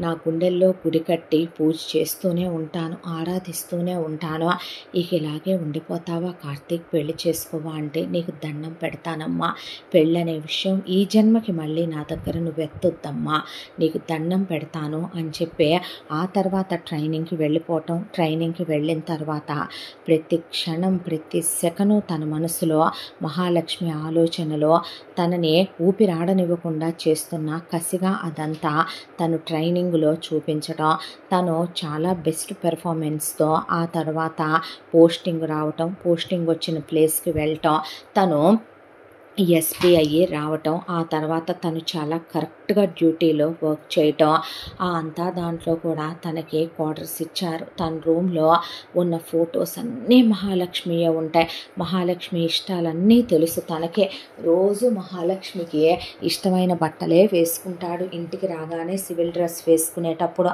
అప్పటి జ్ఞాపకాలు గుర్తొస్తూ ఉంటాయి మహాలక్ష్మి రోజు ఏ కలర్ డ్రెస్ వేసుకుందా అని చూసే కోచింగ్ సెంటర్కి దగ్గరే తమ ఇల్లు పరిగెత్తుకుంటూ వెళ్ళి ఆ కలర్ షర్ట్ వేసుకొని వచ్చి మహాలక్ష్మి చూడకపోద్దా అని ఎదురు చూసిన క్షణాలు మనసు నిండా మహా అనే జ్ఞాపకాలు నిజానికి సివిల్స్లో ఉన్నవాళ్ళు టాటూలు లాంటివి వేయించుకోకూడదు కనిపించే చోట తన గుండెల మీదే మహాలక్ష్మి పేరు అలా తనది ఆమెది కలిపి ఒకే హార్ట్లో KM అని వేసి ఉంటుంది తన గుండెల మీద రోజు మహాలక్ష్మి తన గుండెల మీదే పడుకుంది అనుకునే ఆమెను తలుచుకుంటూ ఆమె ఫోటోని కౌగిలించుకొని పడుకుంటాడు.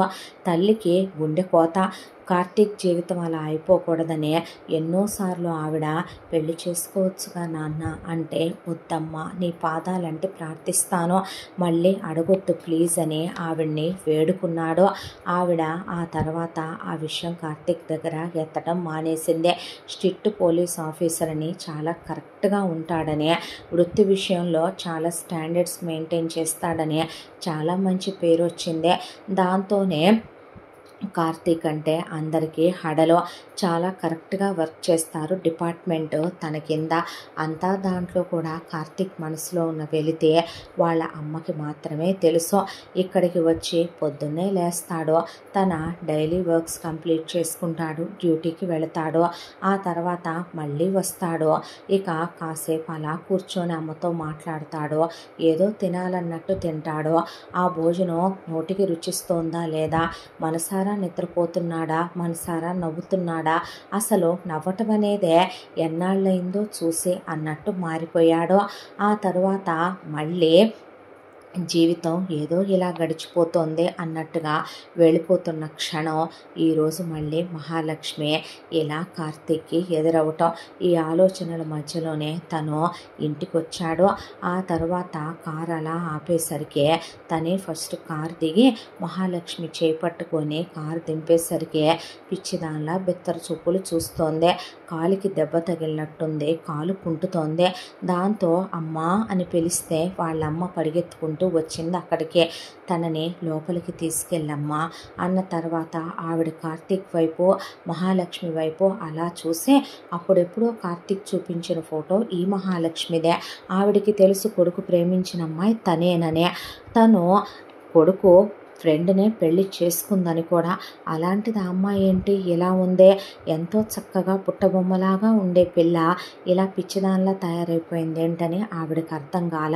తీసుకెళ్ళిన తర్వాత ఆ అమ్మాయిని కాసేపు పడుకోమ్మా అని ఆవిడ కాస్త పాలు తాగించి పడుకోబెట్టింది. బయటకు వచ్చాక ఏమైందిరా, ఏంటి అలా ఉంది అనేసరికి జరిగిన విషయం వాళ్ళమ్మకి చెప్పాడు. ప్రాస్టిట్యూషన్ కేసులోనా అని ఆవిడ గతం గుర్తొచ్చే మనసు చివుక్కుమనేసరికి కార్తీక్ వెంటనే డాక్టర్ని పిలిపించాడు. డాక్టర్ని పిలిపించిన తర్వాత డాక్టర్ వచ్చి మహాలక్ష్మిని చెక్ చేసి కాలుకి బ్యాండేడ్ వేసి, ఆ తర్వాత చాలా వీక్గా ఉంది ఆ అమ్మాయి, ఫుడ్ పెట్టి జాగ్రత్తగా చూసుకోండి, ఆ అమ్మాయికి ఎముకలు కూడా విరిగినాయి, కట్లు కూడా కట్టించలేదు, ఆ అమ్మాయికి ట్రీట్మెంట్ అవసరము, మనిషి దానికి తోడు బాగా డిప్రెసివ్గా ఉంది, చాలా జాగ్రత్తగా చూసుకోండి, లోపలంతా వాతలు పెట్టి ఆ అమ్మాయిని ఏదో కోసేసినట్టుగా గాయాలు, కాల్చినట్టుగా గాయాలు కూడా ఉన్నాయి, చాలా జాగ్రత్తగా చూసుకోండి అంటే తన మీద ఏమైనా రేప్ అటెంప్ట్ లాంటిది అలాంటిది ఏమీ లేదు అన్నాక, సరే డాక్టర్ అన్నాక డాక్టర్ వెళ్ళిపోయిన తర్వాత ఆవిడ మహాలక్ష్మికని బట్టలు తెప్పించి లేమ్మా స్నానం చేద్దు కానీ అని స్నానం చేసిన తర్వాత రా తల్లి తిందుగానమ్మా అన్నాక ఒక్క ముద్ద తిని చాలండి అన్న తర్వాత మహాలక్ష్మి అలా కూర్చున్న తర్వాత ఒకవైపున కార్తీక్ కూర్చొని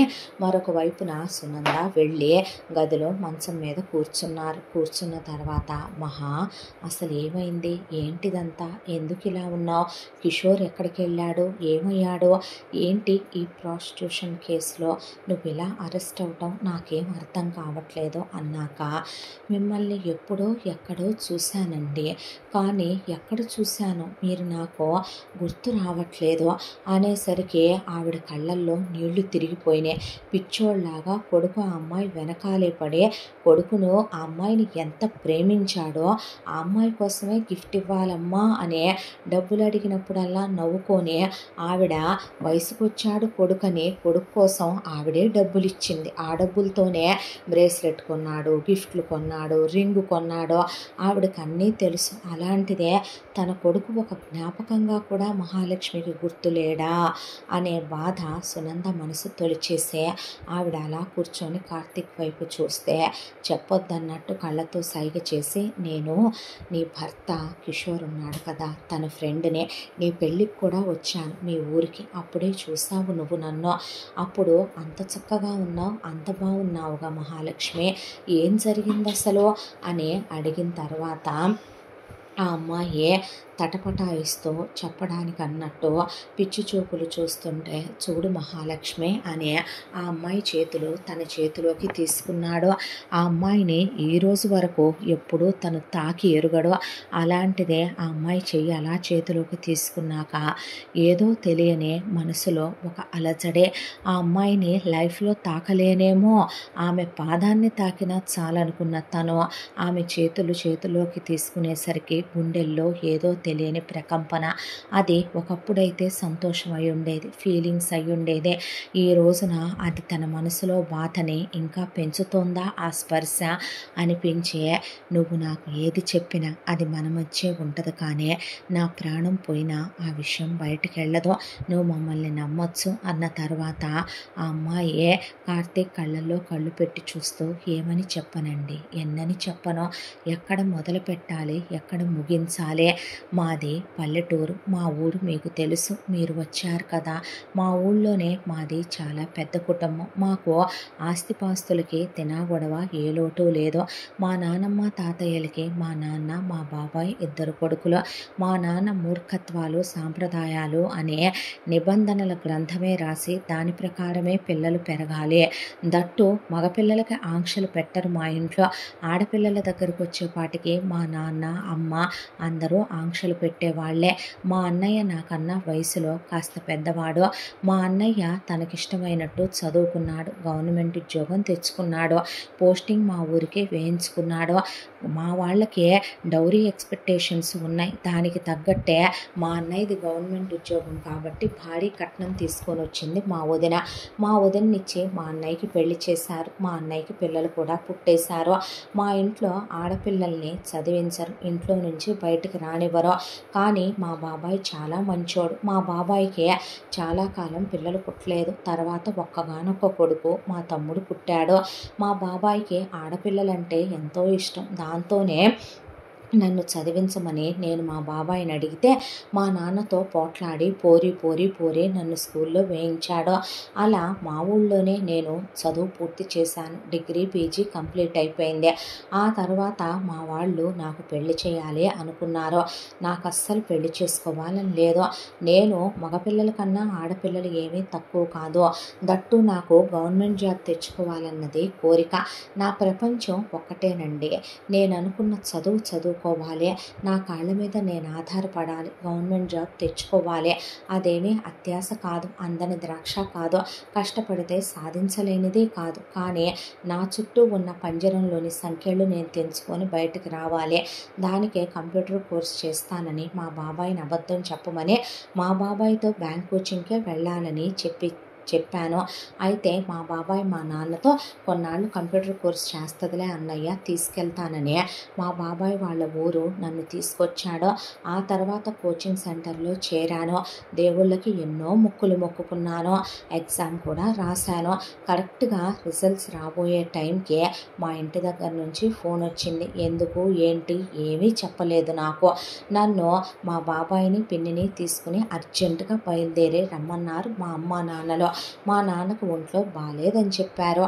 దాంతో మా బాబాయ్ హడావిడిగా హుటాహుటిన నన్ను మా పిన్నిని తమ్ముడిని తీసుకొని బయలుదేరిపోయాడు, తీరా ఇంటి దగ్గరకు వచ్చేపాటికే ఇంటి ముందు పందిరేసిందే, మా సందంతా లైటింగ్ వేసిందే, ఏంటో మా బాబాయ్కి పిచ్చి పట్టినట్టు మా బాబాయ్ లోపలికి వెళ్ళి దున్నపోతులాగా ఉన్న మా నాన్న ఎదురొచ్చేసరికి, అన్నయ్య నువ్వు బాగానే ఉన్నావుగా, ఏం జరిగింది, ఏంటిదంతా, ఈ పందిరి వేసిందేంటి, ఏం జరుగుతుందనేసరికి వెకిలి నవ్వుకుంటూ మా అమ్మ మా వదిన మా అన్నయ్య అక్కడికి వచ్చారు, హహహా అనుకుంటూ మహాలక్ష్మికి పెళ్లి కుదిరింది, మహాలక్ష్మికి పెళ్ళి అని చెప్పేసరికి నేను షాక్ అయిపోయాను, మా బాబాయ్కి పిన్నికి నోట్లో నుంచి మాట రాలేదు, ఏంట్రా అలా ఉన్నావు అనేసరికి, నాన్న నేను మీతో కంప్యూటర్ కోచింగ్ అని చెప్పాను, కానీ నేను బ్యాంక్ కోచింగ్కి వెళ్ళాను, నేను జాబ్కి రాసుకున్నాను, రేపో మాపో నా రిజల్ట్స్ రాబోతున్నాయి, నేను బ్యాంక్ ఎగ్జామ్కి వెళ్ళాలి, నేను పెళ్లి చేసుకున్నానా ఇప్పుడే, నాకు ఇష్టం లేదన్నాను,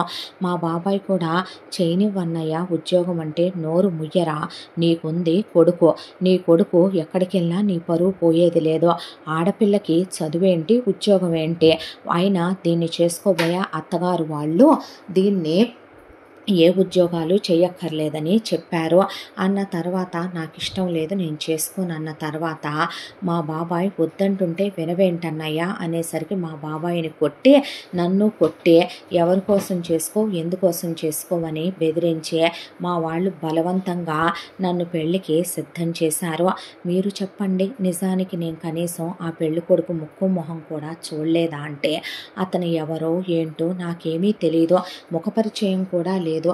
అలాంటిదే అతన్ని నేను ఎలా పెళ్లి చేసుకుంటాను, అసలు నాకు పెళ్ళే చేసుకోవాలని లేదు. నేను అతనికి విషయం చెప్పేద్దామంటే అతన్ని నన్ను కలవనివ్వలేదు అనేసరికి కార్తీక్ షాక్లోకి వెళ్ళిపోయాడు. వాళ్ళమ్మ కార్తీక్ వైపు అలా చూసింది. నిజానికి కార్తీక్ ఆవిడకి ఆ రోజు చెప్పిందేంటి, కిషోర్తో మహాలక్ష్మి 3 నెలలుగా ఫోన్లో మాట్లాడుతుంది, వీడియో కాల్స్ మాట్లాడుతుంది, ఇద్దరూ ప్రేమించుకుంటున్నారు, దట్టు మహాలక్ష్మి అతను లేనిది బ్రతకలేదు, ఇద్దరు ఒకళ్ళకొకళ్ళు మనసిచ్చి పుచ్చుకున్నారు, పెళ్లి కుదిరాక అరేంజ్డ్ మ్యారేజ్ అయినా డీప్ లవ్లో ఉన్నారు, నాది 1 సైడ్ లవ్ కాబట్టే వాడు ఆ అమ్మాయిని తనకి వదిలేయలేనన్నాడు, అదే ఆ అమ్మాయి కూడా తనని ప్రేమించకుండా ఉండుంటే కనుక తనకే వదిలేస్తానన్నాడని. కానీ ఇప్పుడు మహాలక్ష్మి వాడి ముక్కు మొహం కూడా తెలియదు అంటోందంటే కిషోర్ అబద్ధం చెప్పాడా అంటే, మహా అతన్ని నువ్వు కనీసం చూడలేదా, అతను ఎవరో అతని పేరేంటో కూడా నాకు తెలియదండి. ఆ తర్వాత బలవంతంగా తీసుకెళ్ళి పెళ్లి మండపంలో కూర్చోబెట్టారు, తాళి కట్టేశారు, పెళ్ళి అయిపోయింది. ఆ తర్వాత కూడా మా శోభనాలు అవి అయ్యిందాక మీ ఫ్రెండ్స్ కొన్ని రోజులుండి వెళ్ళిపోయారు. ఇదిగో పెళ్లిలో నా కోసం గిఫ్ట్ తీసుకున్నానన్నాడు, ఈ ఉంగరం నా వేలికి పెట్టాడనేసరికి ఆవిడ కార్తీక్ ఆ ఉంగరం వైపు చూసి షాక్ అయ్యారు. అది తనిచ్చిన ఉంగరమేనని కార్తీక్ అర్థమైంది. ఈ ఉంగరం పెట్టినప్పుడు మాత్రమేనండి అతనికి నేనంటే నిజంగా ఇష్టమా, అతను నన్ను నిజంగా ఇష్టపడుతున్నాడా అని ఒక్క క్షణం నేను అనుకున్నాను. ఫస్ట్ నైట్ రూమ్లో ఆయనకి ఒక్కటే చెప్పాను, ఇప్పుడే నేను ఫిజికల్గా అతనితో కలవటానికి సిద్ధంగా లేనని, కొంత టైం తీసుకుందామని. నాకు బ్యాంక్ ఎగ్జామ్కి రాశాను, నేను క్వాలిఫై అయ్యాను, జాబ్ చేసుకుంటానని. అతను నన్ను ఆ రోజే మా ఇంట్లో వాళ్ళకి చెప్పి నేను క్లోజ్ అవ్వద్దంటున్నానని మా అమ్మ మా వదినతో కొట్టించి మరీ నాతో క్లోజ్ అయ్యాడు. నా మనసాక్షణం చచ్చిపోయింది. ఆ తర్వాత నెక్స్ట్ డే మళ్ళీ బ్రతిమలాడి అడిగాను ఉద్యోగానికి వెళతానని. అప్పుడే అతను నన్ను రెండోసారి చంపేశాడు. నా భార్య నాకు ఉద్యోగం చేయటం ఇష్టం లేదు, హౌస్ వైఫ్గా ఉండాలి, మా అమ్మ నాన్నలకే నువ్వు హౌస్ వైఫ్గా ఉండే కోడలుగా వస్తానన్నావని మీ వాళ్ళు మాటిచ్చారనే నిన్ను పెళ్లి చేసుకున్నాను అని. అతనేమీ నన్ను ఫ్రీగా చేసుకోలేదండి. బంగారంగా కానివ్వండి, కట్నంగా కానివ్వండి, క్యాష్గా కానివ్వండి, ప్రాపర్టీస్గా కానివ్వండి, నా పెళ్ళప్పుడు 3 కోట్ల రూపాయలు మా వాళ్ళు ముట్ట చెప్పారు. మా ఊళ్ళో ఏదున్నా ఆడపిల్లల అమ్మా నాన్నలు భర్త చేతిలో అత్తారింటి వాళ్ళకిచ్చే పొలంగా పెట్టిన భర్త పేరు మీదే రాస్తారు. ఆడపిల్లల చేతికి ఎలాంటి ఆర్థిక స్వతంత్రతలు ఇవ్వరు. ఆ తర్వాత నన్ను అత్తవారింటికి పంపించేశారు. అత్తారింటికి వచ్చిన నా జీవితం ఏమీ పూలపాన్పులా లేదా అంటే, కుడివైపున కిషోర్ వాళ్ళ అక్క, ఎడం వైపున మరొక అక్క ఉంటారు, మధ్యలో వీళ్ళిల్లు ఉంటుంది. కిషోర్ వాళ్ళమ్మ ఇంట్లో పని మనుషులు ఉండరు, వంట మనుషులు ఉండరు. తెల్లవారుజామున 5 గంటలకి నిద్ర లేవాలి, ఇంటి పని వంట పని అనే లంకంత కొంప, బట్టలు అంట్లు వంట అన్నీ చూసుకోవాలి. ఆ తర్వాత వాళ్ళ పెద్దక్కింట్లో రెండో అక్కింట్లో పాచి పనులు చేయాలి, వాళ్ళందరికీ నేనే వండి పెట్టాలి. అంతా దాంట్లో వాళ్ళమ్మ తిట్టుద్ది కొట్టుద్ది. కిషోర్ ఒక్కటే అంటాడు, మీ అమ్మాయితో పట్టించుకుంటావా, వాళ్ళ నాన్న అంటాడు, మీ నాన్నైతే పట్టించుకుంటావా అనేస్తాడు కిషోరు. ఇక వాళ్ళ అక్కలో చావ కొట్టేస్తారు, తిడతారు, పర్లేదులే నీ సొంత అక్కలే అయితే పట్టించుకుంటావా, ఏదో స్వతంత్రత కొద్దీ ఓ దెబ్బేసి ఉంటారు, చూసి చూడనట్టు పోవాలి అని చెప్పేవాడు. నా దినచర్య పొద్దున్న లేచిన దగ్గర నుంచి ఇంటి పని వంట పని, వీళ్ళ తిట్లు తన్నులో, సాయంత్రం అయ్యేపాటికి తను వస్తాడు. రాగానే రాగదిలోకి అని ఒక వేసని పిలిచినట్టు పిలుస్తాడు. ఆ తర్వాత తనకు నచ్చినట్టు, తనుండమన్నట్టు, తను కోరుకున్నట్టు నా శరీరాన్ని అతనికి అప్పచెప్పేసేయాలి. రాను రాను నా లైఫ్ ఏంటో నాకు అర్థమైపోయింది. ఆ ఇంట్లో ఒక కామన్ కోడలు కన్నా కూడా దిగజారిపోయిన, ఒక సామాన్యమైనటువంటి ఆడపిల్ల జీవితం కన్నా కూడా హీనమైన జీవితం నాదే. ఎంత జరుగుతున్నా మా పుట్టింటి వాళ్ళు నన్ను చూడటానికి ఒక్కరోజు కూడా రాలేదా అంటే, మా పిన్ని బాబాయ్ నా మీద ఉన్న ప్రేమతో వాళ్ళకి ఆడపిల్లలు లేరని చిన్నప్పటి నుంచే నన్ను ఎక్కువ గారం చేసి దగ్గరికి తీసిన మా బాబాయ్ పిన్ని నన్ను చూడటానికి వచ్చిన మా అమ్మా నాన్నలకు ఫోన్ చేసి వీళ్ళు చెప్పడంతో పద్దాకు వాళ్ళనే ఇక్కడికి రావద్దని మా నాన్న వార్నింగ్ ఇవ్వటంతో మా బాబాయ్ వాళ్ళు కూడా రావటం మానేశారో, నా పుట్టింటి వాళ్ళు నాకు ఫోన్ చేయరు, నేను ఫోన్ తీసుకునే వాళ్ళకి ఫోన్ చేయటం వీళ్ళు ఊరుకోరు. అంతా దాంట్లో నాకు ఒకటి అర్థమైంది, చాలామంది అమ్మాయిల్లాగానే అత్తింట్లో వాళ్ళు అంటారు మనం పడాలి. అంతా దాంట్లో కిషోర్ ఒకటే అనేవాడు, భర్తగా నేను నిన్నేమైనా అంటున్నానా, కొడుతున్నానా, తిడుతున్నానా, నిన్ను ప్రేమగా చూసుకోవట్లేదా, రోజు నీ ఒంటి మీద చెయ్యట్లేదా, ప్రేమ అంటే ఏంటో నాకు అర్థం కాలేదా అంటే భార్యని ఒక్కరోజు కూడా తిన్నావా అని అడగకపోవటమా, లేదంటే భార్యని ఒక్కరోజు బయటికి తీసుకెళ్ళిపోవటమా, లేదా భార్యకి కనీసం ఒక మూర మల్లెపూలు కూడా తీసుకురాకపోవటం ప్రేమ అనేది అర్థం కాలేదు. నాకు ఒకటే అర్థమైందే, ఇంటి పని వంట పని కోసం భర్తకి వేసేలా సుఖాన్ని పంచి పిల్లల్ని కంటం కోసమే మాత్రమే నేను ఇంటికి వచ్చిన సామాన్యమైనటువంటి ఒకప్పుడు ఆడవాళ్ళు బ్రతికే బ్రతుకుల్లో నాది ఒక బ్రతుకనే అలా జీవితం గడిచిపోతూ వెళ్ళిపోయిందే. అంతా దాంట్లో నా బతుకేంటో నాకే ఒక క్వశ్చన్ మార్క్గా మిగిలిపోయిందే. ఆ తర్వాత పెళ్ళై 1 సంవత్సర కాలం అయిపోయిందండి. ఆ తర్వాత అతనికి ఆన్సైట్ అవకాశం వచ్చింది. ఆన్సైట్ అవకాశం వచ్చిందని వెళ్ళేటప్పుడు ప్రాపర్టీలన్నీ అమ్మాడు. అమ్మేసరికి 5 కోట్ల రూపాయలు వచ్చినాయని ఆ డబ్బులు వాళ్ళ దగ్గరే పెట్టేసుకున్నారు. కిషోర్, నేను వెళుతున్నాను, ఒక 5 సంవత్సరాల వరకు రాను, మేబీ నేను నీకు ఫోన్ చేస్తూ ఉంటాను, కుదిరితే గనక 5 ఏళ్ల తర్వాత వచ్చి నిన్ను తీసుకెళ్తాను, లేదంటే కంప్లీట్గా ఇక నేను ఇక్కడికే వచ్చేస్తాను అని చెప్పి జాగ్రత్త అని, ఆ తర్వాత అమ్మా నాన్నల దగ్గరే ఉండు అని చెప్పి మా అమ్మా నాన్నలకు ఫోన్ చేసి వెళుతున్నానని చెప్పి తను వెళ్ళిపోయాడు. మా అమ్మా నాన్నల దృష్టిలో కిషోర్ వాళ్ళది మా కేస్టే. కిషోర్ వాళ్ళ అమ్మా నాన్నలు అత్తమావులన్నాక ఒక మాట అనరా, ఆడపిల్ల దిద్దుకుపోవద్దా, ఆడపిల్లలన్న తర్వాత చిన్న చితక ఆడపడుచులతో డిస్టర్బెన్సెస్ ఉండవా, ఉంటే అవి చూసుకుంటూ వెళ్ళిపోవాలే తప్ప పుట్టింటికి వస్తే మాత్రం ఊరుకోరు వాళ్ళు. భర్త వెళ్ళిపోయినా భర్త చనిపోయినా ఆడపిల్ల అత్తింట్లోనే ఉండి తీరాలంటాడు మా నాన్న. దాంతో నా జీవితం వీళ్ళ కిందే తెల్లారిపోవటం మొదలైందే. కిషోర్ ఉన్నంత వరకు కాస్తలో కాస్త నా జీవితం నయ్యో. కిషోర్ ఎప్పుడైతే వెళ్ళిపోయాడో ఆ తర్వాత నెలకొక్కసారి ఫోన్ చేసేవాడో, ఎలా ఉన్నావు అని అడిగితే బాగానే ఉన్నాను అనగానే వాళ్ళ అమ్మ, అక్కలు, నాన్న ఫోన్ తీసేసుకునేవాళ్ళు. ఈలోపు కిషోర్ వెళ్ళిన 1-2-3 నెలలు పర్వాలేదు, అలా అలా గడిచిపోయింది నా జీవితం. ఆ తర్వాత మాత్రం ఎందుకు కొట్టేదో మా అత్త నాకు అర్థమయ్యేది కాదు. కారణం లేకుండా అన్నీ కరెక్ట్గా ఉన్న వంటలో ఉప్పు ఎక్కువైందని, కారం తక్కువైందని సావగొట్టేసేదే. ఆ తర్వాత వాళ్ళ నాన్న, నీ మొగుడు లేకపోతే ఏమైంది, నేను నీకు సుఖాన్ని ఇస్తానురా, రాత్రులు వాడిచ్చే సుఖం గుర్తు రావట్లేదా, వాడికన్నా బాగానే సుఖపెడతానని చాలా తప్పుగా ప్రవర్తించేవాడు.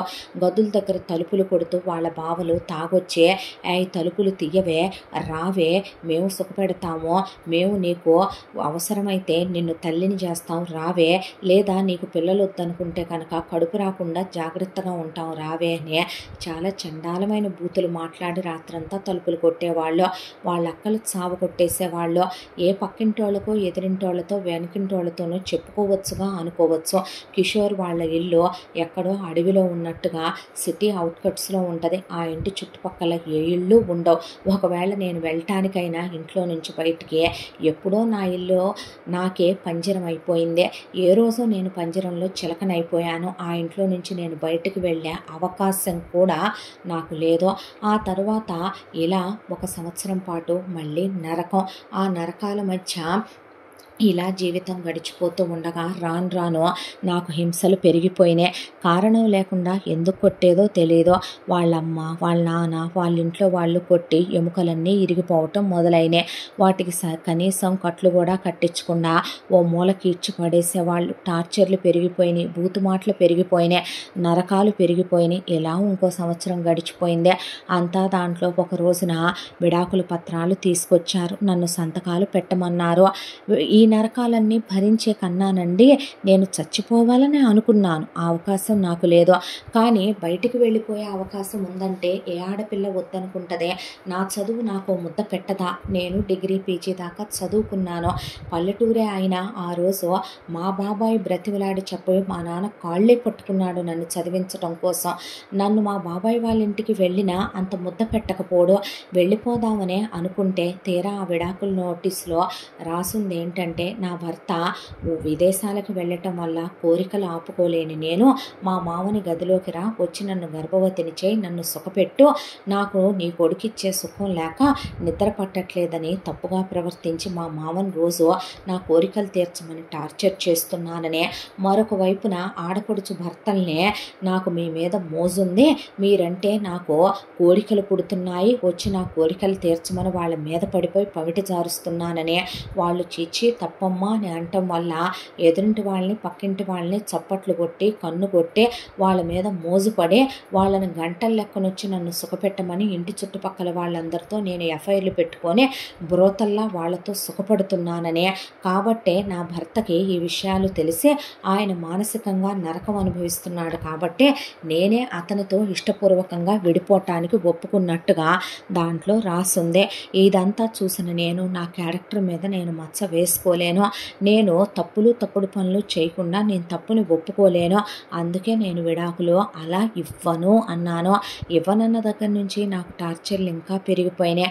నన్ను ఎంత భయంకరంగా కొట్టడం మొదలుపెట్టారంటే కాడకు ముద్దలు తినిపించటం, నాకు వాతలు పెట్టడం, ఆ తర్వాత నన్ను బ్లేడులతో గీసేసి కత్తులతో కోసేసి కారాలు పెట్టేసి టార్చర్లు చేయటం. మీ పోలీస్ స్టేషన్లో 3rd డిగ్రీలకు కూడా అంత నరకం పెడతారో లేదోనండి, అలా హింసలు పెడుతున్నా నేను ఒప్పుకోవట్లేదనే ఫైనల్గా ఒకరోజు నన్ను జుట్టు పట్టుకొని ఇక్కడ ఉన్న బ్రోతల్ హౌస్ దగ్గరికి లాక్కొచ్చి దీన్ని మొగుడేం పెద్దగా ముట్టుకోలేదు, పెళ్ళయ్యే సంవత్సరంలో వాడు పైనే ముట్టుకున్నాడు, ఇది పెద్దగా ఏమీ నలగలేదని 25 లక్షలకి నన్ను అమ్మేశారు. మా అత్త మామ ఆడపడుచులు కలిసి కాళ్ళు పట్టుకున్నాను, దండం పెట్టాను, నేను ఈ నరకంలో ఉండలేను, నన్ను ఇక్కడ వదిలి వెళ్ళొద్దు, నేను అలాంటి దాన్ని కాదని మీకు తెలుసు అన్నాను.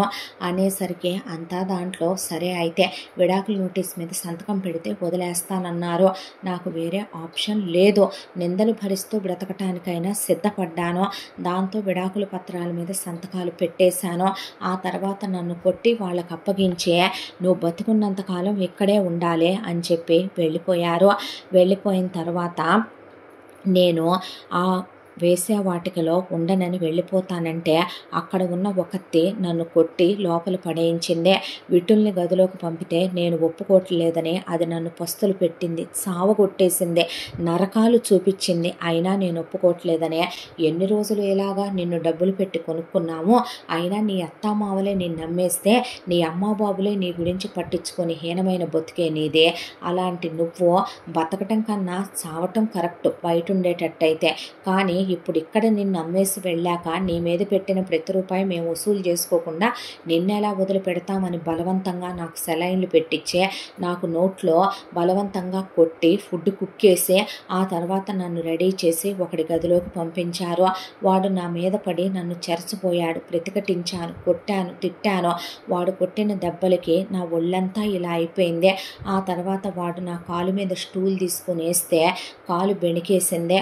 కరెక్ట్గా వాడు నన్ను చెరచిపోయే టైంకి మీ పోలీసులు రైడ్కి వచ్చారు. చాలామంది పారిపోయినా నాకేమన్నా అలాంటివి తెలుసా, నేను ఆ ప్రొఫెషనా, మీ పోలీసులకి దొరికిపోయాను. మీ పోలీసులు నన్ను పట్టుకొచ్చి స్టేషన్లో కూర్చోబెట్టి చేశానని ఒప్పుకోమని వాళ్ళు నన్ను ప్రాస్టిట్యూట్నేనని కోర్టులో సబ్మిట్ చేస్తామని మీ లేడీ కానిస్టేబుల్ చేసుకున్నారు. నా బ్రతికేంటో నాకే అర్థం కాలేదండి. మీరు రావటం కాసేపు ఆలస్యం అయితే చచ్చిపోవటానికి ఏ వెపన్లు దొరుకుతాయా స్టేషన్లోనని వెతుక్కుంటున్న తరుణంలో మీరు వచ్చారు. ఎలా తీసుకొచ్చారో ఇప్పుడు చెప్పండి, నేనేం తప్పు చేశానో. మీరు ఈ విషయాలన్నీ కిషోర్కి చెప్పినా నాకేం భయం లేదండి. ఎందుకంటే ఒక మగాడంటే ఏంటంటే భార్యని ప్రొటెక్టివ్గా చూసుకునేవాడినే భర్త అంటారు కదా. భరించేవాడు భర్త అనే మాట ఎప్పుడో పోయిందిలేండి, బాధ్యతగా చూసుకునేవాడైనా భర్త అవుతాడు కదా. ఎందుకండి మగాళ్ళు ఈ భారతదేశంలో ఆడపిల్లకి ఒక మనసు ఉంటుందని, ఆడపిల్ల కూడా ఒక మనిషేనని, పెళ్ళనే దాంతో అందరినీ వదిలేసుకొని వస్తుంది కదా, భర్తే ప్రపంచమని. అలాంటి భర్త ఎందుకు ఆమెను ప్రేమగా చూసుకోలేడు, ఎందుకు ఆమెను ప్రేమగా తిన్నావా అని అడగలేడు, ఆమె మనసు ఎందుకు అర్థం చేసుకోలేడు. శరీరాన్ని అర్థం చేసుకున్నట్టు మాంసపు ముద్దతో కోరికలు తీర్చుకోవటం తెలిసినప్పుడు ఆ మాంసపు ముద్ద లోపల ఒక మనసు అనేది ఉంటుంది, దానికి కూడా కోరికలు ఆశలు అనేవి ఉంటాయని ఎందుకు తెలుసుకోలేడండి. అంటే అత్త ఎందుకు అమ్మ కాలేదు, మామ ఎందుకు నాన్న కాలేడో, ఆడపడుచులు ఎందుకు తోబు తోబుట్టువులు కాలేరో, ఆడపడుచు భర్తలు ఎందుకు సొంత అన్నలు కాలేరో, ఆడపిల్లకి పుట్టింట్లో సుఖం ఉండొచ్చు, ఉండకపోవచ్చు, అందరి అమ్మా నాన్నలు ఒకేలా ఉండొచ్చు, ఉండకపోవచ్చు, జీవితాంతం తోడుండే అత్తిల్లు భర్త కూడా ఎందుకు ఆడపిల్లని చిత్రహింసలు పెట్టి నరకాలు పెడతారా అంటే, ఇంకా ఎక్కడికెళ్ళి బ్రతుకుతారా అంటే, ఆడపిల్లలు ఇలా ఉంటే నేను వేసిన అంటే మగాడిని సుఖపెట్టడానికి నేను పని మనిషిన, వంట మనిషిన, నా జీవితం ఏంటా అంటే అసలు ఎందుకు అంటే ఇలా ఉంటుంది ఈ ప్రపంచం అనే పాటికే ఆవిడకి నోట్లోంచి మాట రాక ఆవిడ గుండె బరువెక్కిపోయిందే. ఆవిడకు క్షణం ఏం మాట్లాడాలో అర్థం కాలేదో. ఆవిడ బయటికి వెళ్ళిపోయింది కళ్ళల్లో నీళ్లతో. కార్తీక్ అంతా దాంట్లో గుండె దిటవు చేసుకొని ఆ అమ్మాయిని పడుకోమని నిద్ర మాత్ర వేసి పడుకోబెట్టాడు. పడుకోబెట్టి దుప్పటి కప్పి బయటకు వచ్చి అలా నుంచుంటే వాళ్ళమ్మ వెళ్ళి భుజం మీద చెయ్యేసింది. చెయ్యేసిన తర్వాత ఇదంతా వాడికి తెలియకుండానే జరిగిందంటావా కార్తీక్? వాళ్ళోళ్ళు వాడికి తెలియకుండానే చేశారంటావా? నాకు వాడి మీదగా అనుమానంగా ఉందిరా అంటే, ఏమోనమ్మా నాకేమీ అర్థం కాలేదు, మహాలక్ష్మి చెప్పిందే, వాడికి కబురు పెడతాను, వాడిని రమ్మనమని చెప్తాను, వాడు వచ్చిన తర్వాత అసలు ఏం జరిగిందో ఆరా తీసి కనుక్కుంటాను, తప్పు వాడిదేననుకోమ్మా, వాడిని నేను వదలను, కానీ మహాలక్ష్మికి మాత్రం నేనుంటానమ్మా, ఎప్పటికీ ఈ కార్తీక్ తన్ని ప్రేమించే కార్తీక్గా, తన పక్కన తన్ని ఆరాధించే కార్తీక్గా, తనకు తోడుగా అలా నిలబడే ఉంటాడు. కాదు ఒకవేళ వాడికి తెలియకుండా ఇదంతా జరిగింది అనేటట్టయితే, నిజంగా మహా మనసులో తనే ఉంటే గనక వాడు నిజంగా మహాని ప్రేమించే భర్త అయితే భార్యాభర్తల్ని దూరం చేసేంత నీచుడు దిగజారిపోయిన వాడు కాదమ్మా నీ కొడుకు. మహాలక్ష్మిని కార్తీక్ ఇచ్చి పంపించేస్తాను అబ్రాడ్కి అన్న తర్వాత మరి నీ గురించే నా గురించే ఉందమ్మా, ఎప్పుడూ ఉన్నట్టే నువ్వున్నావుగా నాకు అనేసరికి కార్తీక్, కానీ ఆ రోజు నువ్వు చెప్పుండాల్సిందేమో కదో, ఎందుకు చెప్పలేదురా అంటే, నేను ఎందుకు చెప్పలేదో నీకు తెలీదా అమ్మా? ఆ రోజు తను అడిగిన ఏ ప్రశ్నకైనా నా దగ్గర సమాధానం ఉందా? కానీ అమ్మ తన్ని నేను ఎలా చూసుకుందాం అనుకున్నానో, కాలు కింద పెట్టనివ్వకుండా దేవతలా చూసుకుందాం అనుకున్నాను కదో. ఒకప్పుడు ఐపీఎస్ అవటం నా లక్ష్యం అమ్మ. నా జీవితంలో నీకు అన్యాయం చేసిన వాళ్ళని నేనేమీ చేయలేకపోయినా నీలా ఏ ఆడపిల్ల బ్రతుకు కాకూడదు అనే దాంతోనే నేను పట్టుపట్టి ఐపీఎస్ ఆఫీసర్ నయ్యాను. మహాని గుండెల్లో పెట్టి చూసుకోవాలనుకున్నాను, దేవతలా కొలుచుకోవాలనుకున్నాను, కాలు కింద పెట్టనంత ప్రేమగా చూసుకోవాలనుకున్నాను. వాడు చెప్పిన మాటలు నేను నమ్మానమ్మా. ప్రేమించిందే అన్నాడు. ఒక అమ్మాయి మనసు బలవంతంగా సొంతం చేసుకొని గెలుచుకుంటే నాకు మృగానికి తేడా ఏముందనుకున్నాను. కనీసం ఆ తర్వాత నేను ఫోన్ కూడా ఎందుకు చేయలేదో తెలుసా? నేను ఫోన్ చేస్తే వాడికి నేను మహాని ప్రేమించిన విషయం తెలుసు. ఆమె మీద కోరికతోనో ఆశతోనో నేను ఫోన్ చేసినట్టుంటదే. నా వల్ల వాళ్ళ భార్యాభర్తల మధ్య విభేదాలు వస్తాయేమో, ఆర్గ్యుమెంట్స్ గొడవలు వస్తాయేమో, అనవసరమైన అనుమానాలకి నేను తెరలేపిన వాడిని అవుతానేమో అనే దాంతోనే నా గుండెని రాయి చేసేసుకొని నేను ఒంటరిగా బ్రతుకుతో తనెక్కడున్నా హ్యాపీగా ఉందిలే, వాడిని వచ్చేటప్పుడు కూడా సంతోషంగా చూసుకోమని చెప్పి ఆ ఉంగరం తన వేలికి పెట్టించిన ఫోటోనే నేను ఆఖరిసారి చూడటం. కానీ తనేంటమ్మా అలా అయిపోయిందే? పిచ్చిదానిలాగా ఆ రూపం ఏంటి, ఒళ్ళంతా ఆ వాతలేంటి, ఆ దెబ్బలేంటి, తన్ని ప్రాస్టిట్యూట్ని చేసి అమ్మేయటం ఏంటి, కొట్టడం ఏంటి, తిట్టడం ఏంటి, మిస్బిహేవ్ చేయటం ఏంటి? ఇలాగైనా తన్ని నేను చూడాలనుకున్నానమ్మా. నేను తన్ని చూసిన ఫస్ట్ డే ఎలా ఉందో తెలుసా? అమాయకంగా, ముద్దుగా, బుజ్జి బుజ్జిగా తన నా కళ్ళల్లో అలాగే నిలిచిపోయిందమ్మా. అలాంటి మహాలక్ష్మిని ఇలా చూస్తానని నేను కల్లో కూడా ఊహించలేదని తల్లిని కౌగిలించుకొని వెక్కిళ్ళు పెట్టి ఏడ్చాడు కార్తీక్. ఆవిడ అంతా దాంట్లో కూడా కొడుకు మహాలక్ష్మికి నిజం ఎందుకు చెప్పలేకపోయాడో, ప్రేమిస్తున్నానని ఎందుకు బయటపడలేకపోయాడో ఆ నిజం ఆవిడ గుండెని తొలిచేస్తూ ఆవిడ గతంలోకి వెళ్ళిపోయింది. నిజానికి కార్తీక్ వాళ్ళమ్మ చాలా పెద్ద ఉన్నత కుటుంబంలో పుట్టింది, మంచి కులగోత్రాల్లో పుట్టింది. దానికి తోడు ఆవిడ చాలా చాలా అందంగా ఉంటుంది. ఆ రోజుల్లో వాళ్ళ ఇంట్లో ఆడపిల్లల్ని కనీసం 5వ తరగతికి మించి చదవనిచ్చేవాళ్ళు కాదు. అలాంటిది వాళ్ళ నానమ్మ తాతయ్య కాళ్ళు పట్టుకొని బ్రతిమిలాడి వాళ్ళ నాన్ననే అప్పుడే కార్తీక్ వాళ్ళమ్మ సునంద బయట ప్రపంచంలోకి వచ్చి చదువుకుందే. 10th అయిపోయింది, ఇంటర్ అయిపోయింది, డిగ్రీ కాలేజీలో చేరిందే. మగాళ్ళతో మాట్లాడకూడదు వాళ్ళ ఇంట్లో, ఆవిడ ఎవరితో మాట్లాడేది కాదు. తల వంచుకొని కాలేజీకి వెళ్ళి తల వంచుకొని ఇంటికి వచ్చేసేదే. అంతా దాంట్లో సునంద ఎంత అందంగా ఉంటుందంటే చందమామ కూడా బొంగమూతి పెట్టేస్తుందేమో ఆవిడ అందం చూసి. పాలుగారిపోయే పాలరాతి శిల్పంలా ఉండే ఆవిడ అందం ఎంతోమంది అబ్బాయిల్ని మత్తెక్కిచ్చి పిచ్చెక్కిచ్చేసింది ఆ రోజుల్లోనే. చాలామంది ప్రేమలేఖలు రాసి ఆవిడ పుస్తకాల్లో పెట్టడం, ఆవిడ వెనక ఫాలో అవ్వటం, ఆవిడని ఒక్కసారి చూసినా చాలు అనుకోవటం, ఆవిడకి చాలామంది ఇష్టపడుతున్నామని ప్రపోజ్ చేయటం. ఆవిడ ఇలాంటివన్నీ నాకు ఇష్టం లేదు, చదువుకోవాలని మాత్రమే నేను ఇక్కడ దాకా వచ్చాను, దయచేసి నన్ను ఇబ్బంది పెట్టొద్దని చాలా సున్నితంగానే తిరస్కరించిన మాట నిజం. ఆ తర్వాత డిగ్రీ కంప్లీట్ అయిపోయింది, ఫైనల్ ఇయర్ ఎగ్జామ్స్ కూడా అయిపోయినాయి. ఆ తర్వాత ఆఖరి రోజు పరీక్ష అన్నప్పుడు అందరూ స్టూడెంట్స్ కలిపి అలా ఒక చిన్న పార్టీ లాగా చేసుకున్నారు. ఆవిడ వద్దు రాను మొర్రో అంటున్న స్నేహితురాళ్ళు మేమున్నాంగా, మేము మీ ఇంటి దగ్గర దించేస్తాము లెమ్మనమని కాలేజ్ అయిపోయాక ఆవిడని ఆపారు. అంతా దాంట్లో అందరితో పాటు ఆవిడ తిని కూల్ డ్రింక్ తాగిందే. ఆ కూల్ డ్రింక్ తాగిన తర్వాత ఏమైందో ఆవిడకి తెలీదు. తీరా తెల్లారి నిద్ర లేచేపాటికి వాళ్ళ ఇంటి వరండాలో ఉందావిడ. కానీ ఒళ్ళంతా ఏదో తేడా జరిగినట్టుగా ఆవిడకి అనిపించింది. ఆవిడకి మనసులో ఏదో అనుమానం రగలటం మొదలైంది.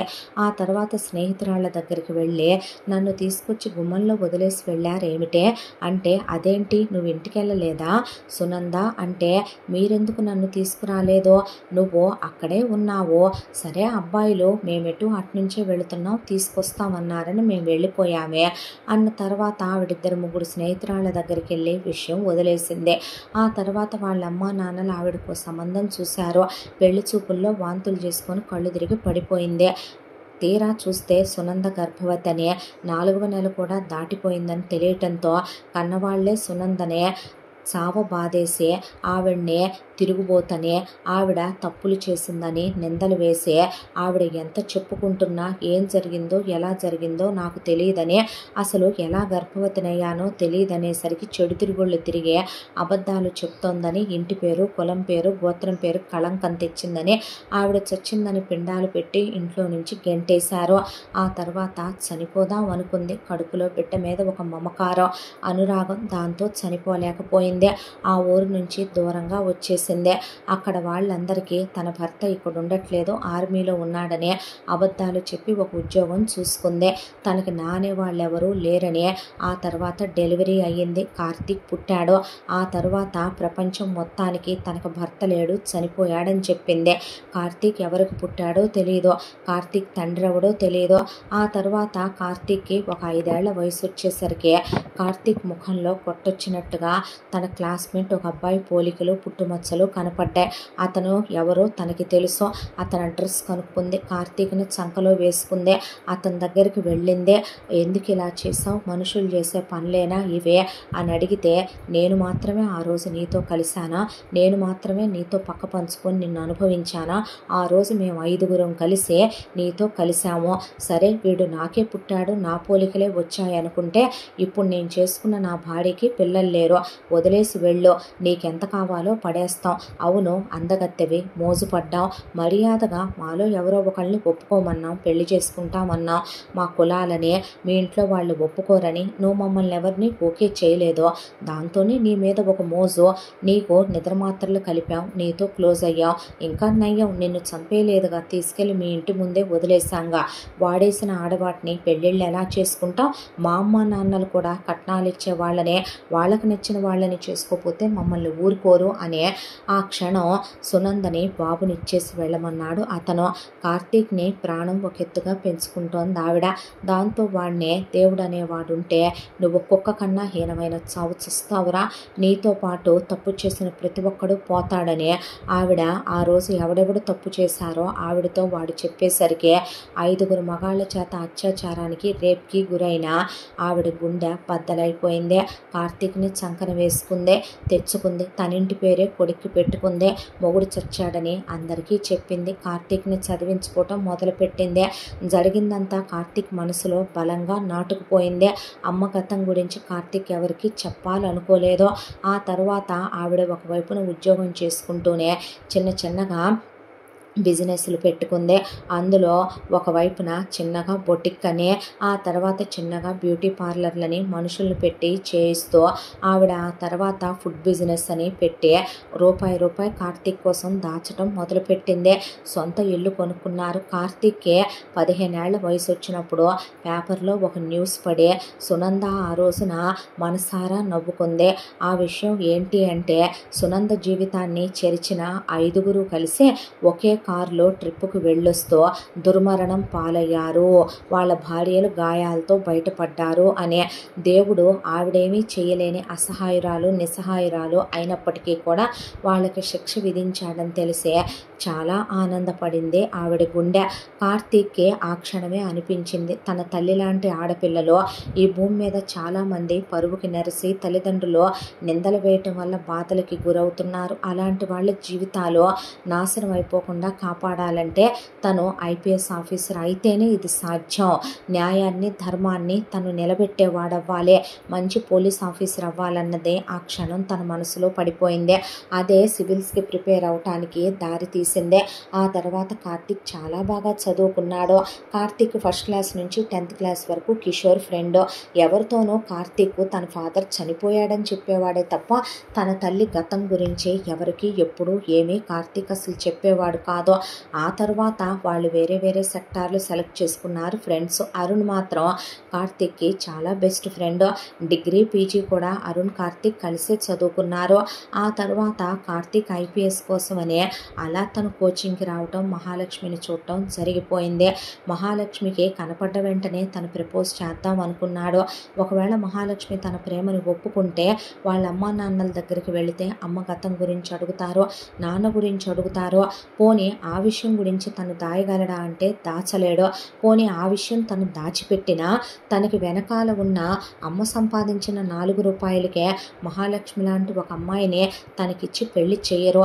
కాబట్టి తన కోసం తనకు గవర్నమెంట్ జాబ్ తెచ్చుకోవాలి. ఎటు తను ఐపీఎస్కి వచ్చాడో తను జాబ్ కొడతాడనే నమ్మకం తనకుంది. ఉద్యోగం వచ్చిన తర్వాత మహాలక్ష్మికి ప్రపోజ్ చేసి అమ్మ గతం గురించి చెప్పకుండా తనకు పోలీస్ ఆఫీసర్గా పిల్లనిమ్మనమని అడుగుదాం అనుకున్నాడు. అయితే మహాలక్ష్మి వచ్చిన రోజే దేవుళ్ళకి దండాలు పెట్టుకొని ముద్దుగా దేవుడి దగ్గర తను అడిగిన కోరిక, తన లైఫ్ టైం ప్యాషను తనకి బ్యాంక్ జాబ్ కొట్టాలని, బ్యాంక్ జాబ్ చెయ్యాలని. దాంతోనే ఆ అమ్మాయి కూడా క్వాలిఫై అయిన తర్వాత చెప్పాలనుకున్నాడు. ఈలోపు గిఫ్ట్లు పంపాడు. అవి వాళ్ళ పిన్నికి వెళ్ళినే తన చేయి దాటిపోయినే. ఆ తర్వాత అమ్మాయికి చెప్పాలనుకున్నాడు. కిషోర్కి భారీ అయిపోయింది. ఆ తర్వాత దుఃఖంతో తిరిగొచ్చి జరిగిందంతా తల్లికి చెప్పి ట్రైనింగ్కి వెళ్ళిపోయాడు. ఈలోపు ఇదంతా జరిగిపోయింది. ఒక్కసారిగా సునంద కళ్ళ ముందు మెదిలిన గతంలో నుంచి బయటకు వచ్చే కార్తీక్ ఎటెళ్ళాడా అని చూస్తే వెళ్ళి మహాలక్ష్మి కాళ్ళ దగ్గర కూర్చొని కొడుకు కళ్ళల్లోంచి నీళ్లు వెళ్ళి ఆ అమ్మాయి పాదాల మీద పడే ఆ అమ్మాయి కాళ్ళని కడుగుతూ, నా వల్లే ఇలా జరిగిందనుకుంటే నీ కాళ్ళు పట్టుకొని నా కన్నీళ్లతో కడుగుతున్నాను మహా, క్షమించు అని కొడుకన్న మాటలో ఆవిడకి ఏం చెప్పాలో అర్థం కాక గుండె బరువెక్కిపోయింది. ఆ తర్వాత కార్తీక్కి కోపం చాలా ఎక్కువ. దాంతో ఒక వారం రోజుల తర్వాత ముందు కిషోర్కి కబురు పెట్టాడు. కిషోర్ ఎక్కడున్నాడనేది తెలుసుకోవాలనుకున్నాడు. కానీ మహాలక్ష్మి దగ్గర కిషోర్ ఫోన్ నెంబర్ లేదు.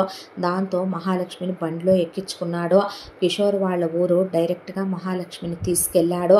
తీసుకెళ్ళిన తర్వాత అక్కడున్న పోలీస్ స్టేషన్కి ఫోన్ చేసి, ఇక్కడ నాకు తెలిసిన క్రిమినల్ బ్యాచ్ ఒకళ్ళు ఉన్నారు, వాళ్ళని నేను కొంచెం వాడుకోవాల్సిన పనుంది నాకు ఇక్కడ, మీరెవరు ఇన్వాల్వ్ అవ్వద్దంటే వాళ్ళు ఓకే అన్నారు.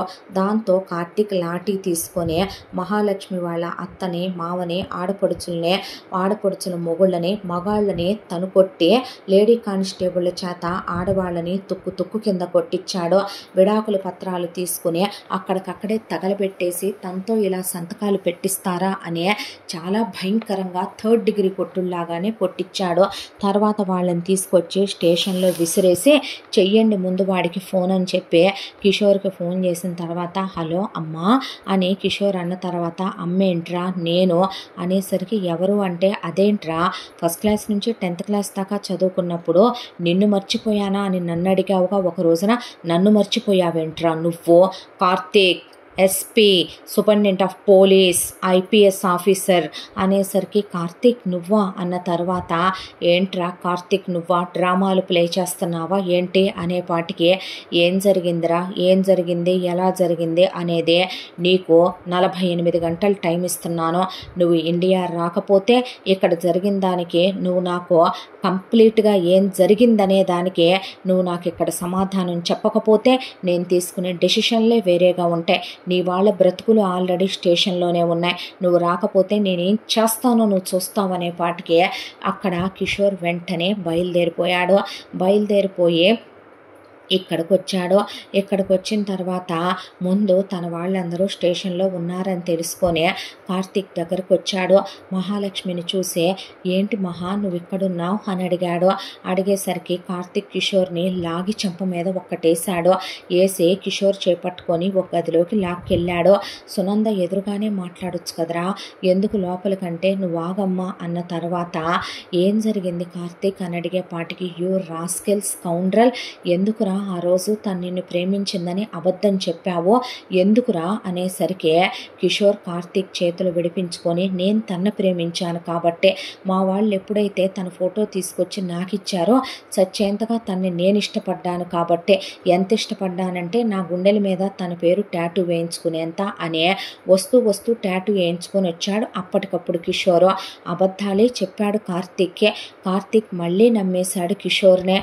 ఏంటి అంటే అవునరా మహాలక్ష్మిని నీకన్నా ఎక్కువ నేను ఇష్టపడ్డాను ఎవరు చెప్పారా తను నేను ప్రేమించలేదని మరి మీ వాళ్ళు టార్చర్లు పెడుతుంటే ఎలా చూస్తూ ఊరుకున్నావురా వాళ్ళు అసలు అలా చేశారనే విషయమే నాకు తెలియదు మహాలక్ష్మి ఏ రోజు నాకు చెప్పలేదు అని మహాలక్ష్మి బయట సునంద దగ్గర ఉంది కాబట్టి కిషోర్ నోటికి తోచిన అబద్ధాలన్నీ చెప్పడం మొదలుపెట్టాడు కార్తీక్కే నీకు విషయం తెలుసా మహాలక్ష్మిని ఏ రోజైనా నేను కొట్టానేమో అడుగు తిట్టానేమో అడుగు ఒక మాట అన్నానేమో అడుగు తన కోసమే అమెరికా వెళ్ళాను తన కోసమే కష్టపడుతున్నాను తన్ని తీసుకొని వెళ్ళిపోదామని పువ్వుల్లో పెట్టి చూసుకుందామని మా అమ్మకి నాన్న కొంచెం నోరెక్కువ అని తెలుసు మా అక్కలు ఏదో ఒకటి అంటారని తెలుసు అందుకే నేను ఇక్కడ పిల్లల్ని కూడా కనలేదురా తనతో అక్కడికి వెళ్ళాకే ప్లాన్ చేసుకుందామని కార్తీక్ నీది మాత్రమే ప్రేమ అనుకుంటున్నావా నువ్వు మాత్రమే ఒక అమ్మాయిని ప్రేమించగలను ఆరాధించగలను అనుకుంటున్నావా నేను మనిషినేరా నేను ప్రేమించగలను ప్రాణం కన్నా ఎక్కువగా నా భార్యను నేను ప్రేమించాను తనతో ఎంత క్లోజ్గా ఇంటిమేట్ అయ్యేవాడినో తెలుసా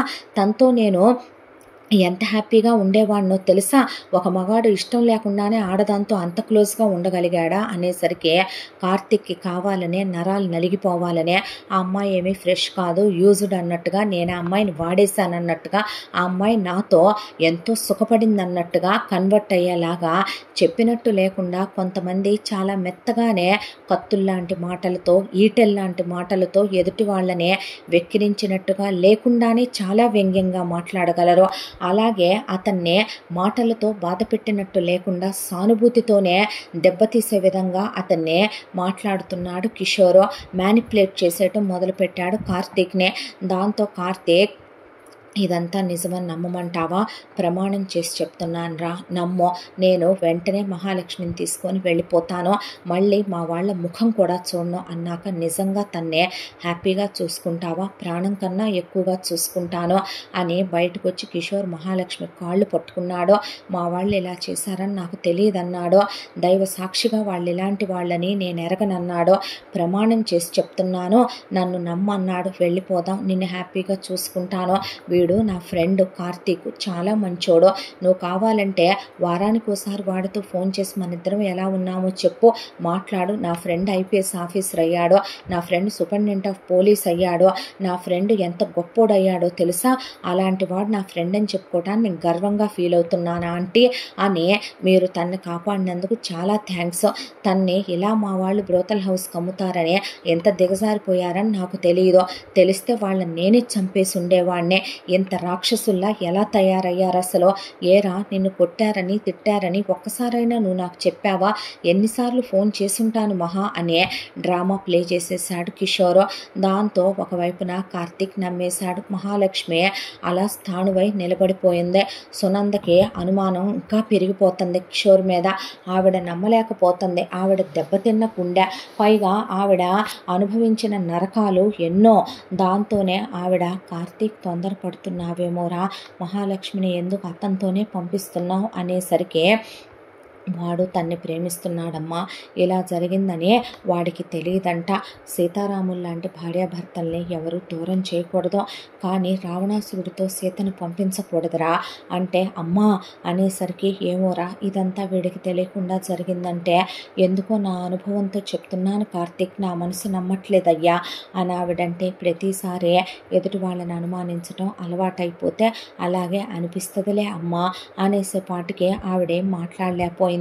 ఆ తర్వాత మహాలక్ష్మికి పాస్పోర్ట్లు అన్నీ రెడీ అయిపోయి కిషోర్ తీసుకెళ్లే రోజు వచ్చింది. నేను వస్తాను పద ఎయిర్పోర్ట్ కనే కార్తీక్ అన్న తర్వాత, వద్దురా మళ్ళీ నిన్ను చూస్తూ మహాలక్ష్మిని నేను అలా తీసుకొని వెళ్ళలేను. ఏదో మీ ఇద్దరి ప్రేమని ఇప్పటికే దూరం చేశానని రిగ్రెట్లో ఉన్నాను. మళ్ళీ నువ్వు అక్కడ దాకా వస్తే నేను నీ నుంచి తను దూరం చేశాననే బాధతో నా గుండె బద్దలైపోద్ది కార్తీక్. నేను తన్ని హ్యాపీగానే తీసుకెళ్తాను.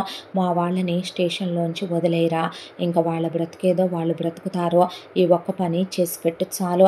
ఎందుకంటే మళ్ళీ నేను వాళ్ళ ముఖం ఎప్పటికీ చూడాలనుకోవట్లేదు కార్తీక్, దాంతోనే వెళ్ళిపోతాను అని చెప్పి మహాలక్ష్మిని తీసుకొని వెళుతుండగా వెనక్కి తిరిగి చూసింది కార్తీక్ వైపు. సునంద మనసంతా అతలాకుతలంగా ఉంది. దాంతో కిషోర్ మహాలక్ష్మిని తీసుకొని వెళ్ళిపోయాడు.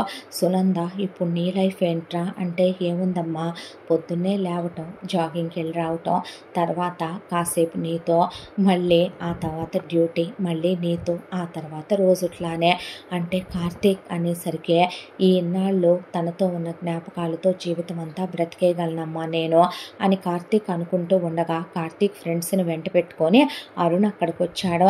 ఏరా మామ ఎలా ఉన్నావు అని అడిగేసరికి నాకేమైందిరా బాగానే ఉన్నాను, ఏంటి ఇలా వచ్చావు అంటే నాకు పెళ్లి కుదిరిందిరా అనేసరికి అవునా, ఎవరు నువ్వు ప్రేమించిన అమ్మాయినా, తనతో బ్రేకప్ అయిపోయింది మామ, వేరే అమ్మాయి పరిచయం అయింది, తను చాలా మంచిదే, తన్నే ఇష్టపడి పెళ్లి చేసుకుంటున్నాను రా అన్న తర్వాత అవును ఇంతకీ నువ్వేంటి అలా ఉన్నావు అన్న తర్వాత మహా వచ్చిందనే ఇలా జరిగిందని చెప్పుకొచ్చాడు కార్తీక్. చెప్పిన తర్వాత మరి మహాలక్ష్మిది కిషోర్కి ఇచ్చి పంపించానురా, ఇప్పుడే ఇంకో 4 గంటల్లో ఫ్లైట్ ఉంది వెళ్ళబోతున్నారని కార్తీక్ ఈలోపు ఫోన్ తీసుకొని స్టేషన్కి ఫోన్ చేసి కిషోర్ వాళ్ళ అమ్మ నాన్నలే వదిలేయమన్న తర్వాత మామ ఒక విషయం నీతో చెప్పాలరా, ఒక్క క్షణం ఆగరా అనేపాటికి ఏంటంటే వాడికిచ్చి ఎందుకు పంపించావురా మహాలక్ష్మిని అన్నాడు అరుణ్. అంటే ఏంట్రా అన్నాడు కార్తీక్. మామ నువ్వు అనుకున్నంత మంచోడు కాదురా కిషోర్ గాడు అనేసరికి సునంద ఏం జరిగింది అరుణ్ అంది. అంటే నువ్వు వచ్చేసిన తర్వాత ఆ రోజు ఉంగరం పెట్టించే నీకు మేము ఫోటో తీసి పంపించిన తర్వాత ఈ ఎదవలు నేను వాడికి ఫస్ట్ నైట్లు అయిపోయేంత వరకు ఇంకో 15 రోజులు మేము అక్కడే ఉన్నాం మామ. అయితే వాడికి మహాలక్ష్మికి ఫస్ట్ నైట్ అయిపోయిన నెక్స్ట్ డే కిషోర్ గాడు మా దగ్గరకు వచ్చాడురా, ఇంతలా మొహం పెట్టుకొని ఉన్నాడు. ఏమైందిరా అని నేను అడిగితే నాకెందుకో అనుమానంగా ఉందిరా, మహాలక్ష్మి ఫ్రెష్ కాదని, వర్జిన్ కాదని తన్నే రాత్రంతా వాడేసిన నాకు చాలా క్లియర్గా తెలుస్తుందిరా ఆ విషయం. అది కార్తీక్ గాడితో క్లోజ్ అయినట్టుంది. కార్తీక్ గాడు నాకు అబద్ధం చెప్పాడు. ఇద్దరూ కలిసి చాలా లోతుల్లోకి వెళ్ళి ఫిజికల్ కూడా అయినట్టున్నారు. వాడు మహాలక్ష్మిని వాడేశాడు కాబట్టే మహాలక్ష్మిని నాకు వదిలేసి వెళ్ళినట్టున్నాడు కదా అని వాడు చాలా అసభ్యంగా మాట్లాడాడురా నీ గురించి, మహాలక్ష్మి గురించే. ఆ తర్వాత ఒరే తప్పురా, వాడు అలాంటి వాడు కాదో, వాడు ఎంత మంచోడో మనకి తెలియదారా అనేసరికి ఏమో నేను నమ్మలేకపోతున్నానన్నాడు. నాకప్పుడే నీ మీద చాలా కోపం వచ్చింది కార్తీక్, అలాంటి వాడికి నువ్వు మహాలక్ష్మిని వదిలి వెళ్ళటం గురించే. ఆ తర్వాత కూడా నేను ఎంక్వైరీ తీస్తే వీడు మహాలక్ష్మికి అసలు తెలియదని, వీడి మొహం కూడా చూడలేదని, వీడు 3 కోట్ల రూపాయల కట్నం కోసమే తన్ని చేసుకున్నాడనే, తను చూడటానికి బాగుంటుందనే, తను ఫిజికల్గా యూస్ చేసుకోవటానికే. వాళ్ళ ఫ్యామిలీ నిజం చెప్పాలంటే చాలా చీప్ ఫ్యామిలీ, ఆడపిల్ల గురించి పట్టించుకోరనే. ఆ అమ్మాయి అమాయకురాలని, దిక్కు దివాణం లేని ఆడపిల్లనే వీడేదో మ్యానిపులేట్ చేసి చేసుకున్నాడని నాకు అనుమానం వచ్చి, ఆ తర్వాత ఈ ఎదవలతో నీకు చెప్దామంటే పెళ్ళైన తర్వాత ఇలాంటివన్నీ మామూలే, వాళ్ళే సెట్ అయిపోతారు, నువ్వు నోరు మూసుకో. కార్తీక్కి ఇప్పుడు మహాలక్ష్మి ఏమీ కాదు, కిషోర్కి వైఫ్ అవుతే కార్తీక్కి లైఫ్ ఉంది, రేపు వాళ్ళ లైఫ్లోకి ఒక అమ్మాయి వస్తుంది, జరిగిపోయిన గతాల గురించి చెప్పి మన ఫ్రెండ్స్ లైఫ్ స్పాయిల్ చేస్తామని వీళ్ళు నా నోరు మూయించారు. ఆ తర్వాత నేను చాలా ట్రై చేశాను నీకోసం, మీరు అంతకుముందు ఉన్న ఊరు నుంచి మారిపోయారు, ఇల్లు ఖాళీ చేసేసారు, నువ్వు ఎక్కడున్నావో తెలియదు, నువ్వు పాత నెంబర్ వాడట్లేదు, దాంతోనే నీకోసం చాలా వెతికానురా, నీ అడ్రస్ ఎక్కడా తెలియలేదు. ఆ తర్వాత ఇదిగో ఇప్పుడేగా మామ మళ్ళీ నేను నిన్ను కలవటం, కానీ వాడేదో పెద్ద లోతైన వ్యక్తిరా, ఆ అమ్మాయిని ఏం చేద్దామని తీసుకెళ్తున్నాడో కార్తీక్ అనేసరికి కార్తీక్ వాళ్ళమ్మ లాగి కార్తీక్ చెంప పగలగొట్టింది. ప్రతిసారి నువ్వు ఎలారా వాడిని నమ్ముతావో, ప్రతిసారి నువ్వు ఎలారా నీ అమ్మ బ్రతుకులో ఇంత జరిగిందని తెలిసి కూడా నువ్వు మళ్ళీ ఇంకొక ఆడపిల్ల జీవితాన్ని అలా వాళ్ళలాంటి వాడి చేతిలో పెట్టావో అనే పాటికి కార్తీక్ అమ్మ అనే ముందు ఆపరా, వాళ్ళని రిలీజ్ చెయ్యొద్దని చెప్పు అన్న తర్వాత స్టేషన్కి కాల్ చేస్తే వాళ్ళని వదిలేసారా అంటే లేదు సార్, ఇప్పుడే సంతకాలు పెట్టించుకుంటున్నామంటే ముందు వాళ్ళ చేతిలో ఫోన్లు తీసుకుని కాల్ రికార్డ్స్ అన్నీ ముందు నాకు పంపించండి ఇమీడియట్గా, దట్టు కిషోర్ నెంబర్ నుంచి వాళ్ళ ఇంట్లో వాళ్ళకి ఏమేం ఫోన్లు వచ్చాయి, ఏం మాట్లాడుకున్నాడనేది ఇమీడియట్గా కావాలి నాకు అనేపాటికి వాళ్ళు వెంటనే ఫోన్లు తీసుకుని ఇక్కడికి వచ్చారు.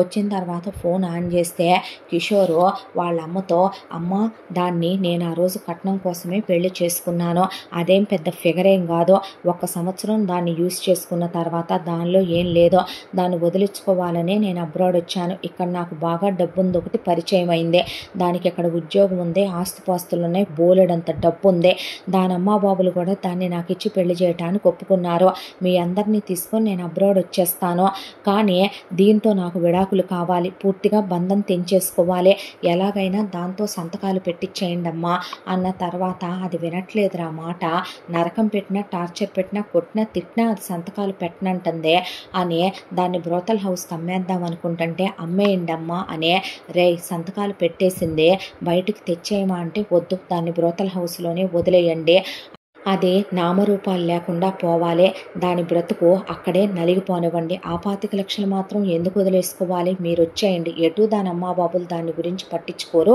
నేను ఇంకో నెల రోజుల్లో టికెట్లు పంపుతాను, వచ్చేయండి అమ్మా ఫారెన్కి అనే కిషోర్ చెప్పిన మాటలన్నీ ఆ కాల్ రికార్డ్స్లో ఉండే. హతాశుడైపోయాడు కార్తీక్. వీళ్ళ ఇంటి దగ్గర నుంచి ఎయిర్పోర్ట్కి 2.5 గంటల టైం, 3 గంటల్లో ఫ్లైట్ ఉంది, దాంతో ఎలా డ్రైవ్ చేస్తున్నాడో ఏంటో కూడా తెలియకుండా కార్తీక్ చాలా ఫాస్ట్గా డ్రైవ్ చేసుకుంటా ఎయిర్పోర్ట్ దగ్గరికి వచ్చేపాటికి పదమహా అని కిషోరు మహాలక్ష్మి చేపట్టుకొని తీసుకెళ్తుంటే మహాలక్ష్మికి ఏదో భయం, గుండెల్లో అలజడి బయలుదేరినే. ఈలోపు కరెక్ట్గా కిషోర్ బోర్డింగ్ పాస్ తీసుకొని దాటిపోయే టైం కార్తీక్ మహాలక్ష్మి చేపట్టుకున్నాడు. ఏంట్రా మళ్ళీ వచ్చావు నువ్వు అనేపాటికి కిషోరు చెంపలు వాయించేశాడు. కార్తీక్ అక్కడే వాయించేసి కిషోర్ని పట్టుకొని మహాలక్ష్మి ఏమైందండి అంటే ఆ అమ్మాయి చేతికి ఫోన్ ఇచ్చి కాల్ రికార్డ్స్ అన్నీ వినమని కిషోర్ని కొట్టుకుంటూ అలాగే కారులో పడేసుకొని తీసుకొచ్చి స్టేషన్లో 3rd డిగ్రీ కొట్టమనే పాటికి కొట్టిన తర్వాత, అవునరా మొదటి నుంచి నాకు మీ ఇద్దరి మీద అనుమానమే, నేను దాన్ని పెళ్లి చేసుకుందామని అనుకుంటే నువ్వు దాన్ని ప్రేమించానంటే నేనెలా వదిలేస్తానురా, అది బంగారు బాత్ అయితే, ఒరే ఒక సాఫ్ట్వేర్ ఇంజనీర్కి ఆఫ్టర్ ఆల్ ఒక 15 నుంచి 20 లక్షల కట్నం ఇస్తారా, మహా 50 లక్షల కట్నం ఇస్తారా, దీని బాబుకున్న కులం పిచ్చితో, దీని బాబుకున్న ఫ్యామిలీ బ్యాక్గ్రౌండ్ల పిచ్చితో వాడంత ఆఫర్ చేశాడు, పైగా ఇది చూడటానికి బాగానే ఉంటుంది, ఇది వర్జిను అనే నేను అనుకుని ఒప్పుకున్నాను పెళ్ళికే, తీరా చూస్తే నువ్వు దీన్ని ప్రేమించానని చెప్పిన తర్వాత ఫస్ట్ నైట్ రోజు ఎంత చెక్ చేసుకున్నానో తెలుసా, దీనికి బ్లీడ్ అవ్వాలా అంటే ఇది వర్జిన్ కాదు, దీన్ని నువ్వు యూస్ చేసేసుకుని చాలా తేలిగ్గా నాకు వదిలేసే, నువ్వేదో నాకు త్యాగం చేసి వదిలేసినట్టు డ్రామా వేసి ఉంగరాలు ఇచ్చే, దీని శీలానికి ఖరీదు కట్టేగా నువ్వు ఆ బ్రేస్లెట్ ఇచ్చుంటావు, ఆ గిఫ్ట్లు పంపుంటావు, ఆ ఉంగరాలు ఇచ్చుంటావు, దీన్ని అన్నాళ్ళుగా దీని వెనకాలే పడి నువ్వు ప్రదక్షిణలు చేశావంటే ఇది నీ ప్రేమను ఒప్పుకోలేదంటే నమ్మనా, నీతో హోటల్ రూములకి రాలేదంటే ఒప్పుకోనా, నీతో ఇది లాడ్జిల్లో పడి తిరగలేదంటే ఒప్పుకోనా, నీతో కులకలేదంటే ఒప్పుకోనా, దాంతోనేరా దీన్ని కుక్కను అనుభవించినట్టు అనుభవించాను. దీని బాబు ఇచ్చిన డబ్బులు కావాలి నాకు, ఆ తర్వాత దీని మీద మోసు తీరిపోయింది. మా అమ్మ అక్క వాళ్ళకే దీన్ని గిఫ్ట్ కింద పని మనిషి వంట మనిషి కింద వదిలేసి అబ్రాడ్ వెళ్ళిపోయాను. నాకు ఆ తర్వాత హ్యాపీగా వేరే అమ్మాయితో లైఫ్ కావాలనిపించింది. దీన్ని వదిలిచ్చేసుకోవాలనుకున్నాను. ఇది వదలనని జిడ్లా పట్టుకుందే. దాంతోనే దీన్ని బ్రోతల్ హౌస్లో అమ్మేయమన్నాను. తప్పేంట్రా, నీతో కులికిన ఇదే నన్ను పెళ్లి చేసుకున్న తర్వాత ఇది బ్రోతల్ కాదా? దీన్ని నేను బ్రోతల్ అనుకునే అనుభవించానురా. అనుభవించిన ప్రతి క్షణం నా మనసులో నీ మీద అసహ్యం, కోపం రగులుతో నిన్ను నేను ఏం చేయాలనుకున్నానో ఆ ఏమీ నిన్ను చేయలేకపోయాను. చిన్నప్పటి నుంచి నువ్వు అన్నిట్లో ఫస్టే, స్పోర్ట్స్లో ఫస్ట్, ఎడ్యుకేషన్లో ఫస్ట్. ఆ తర్వాత కూడా నేను నీతో చదవటం ఇష్టం లేకే నీ మీద ఉన్న అసహ్యంతోనే ఇంటర్ నుంచి వెళ్ళిపోయాను. నాకు నీ ప్రొఫెషన్ అంటేనే నచ్చదురా. నువ్వు ఐపీఎస్ ఆఫీసర్ని అయ్యానని నీ బలుపు, నీ పొగరు, నీ కొవ్వు అయ్యే నచ్చవు నాకు.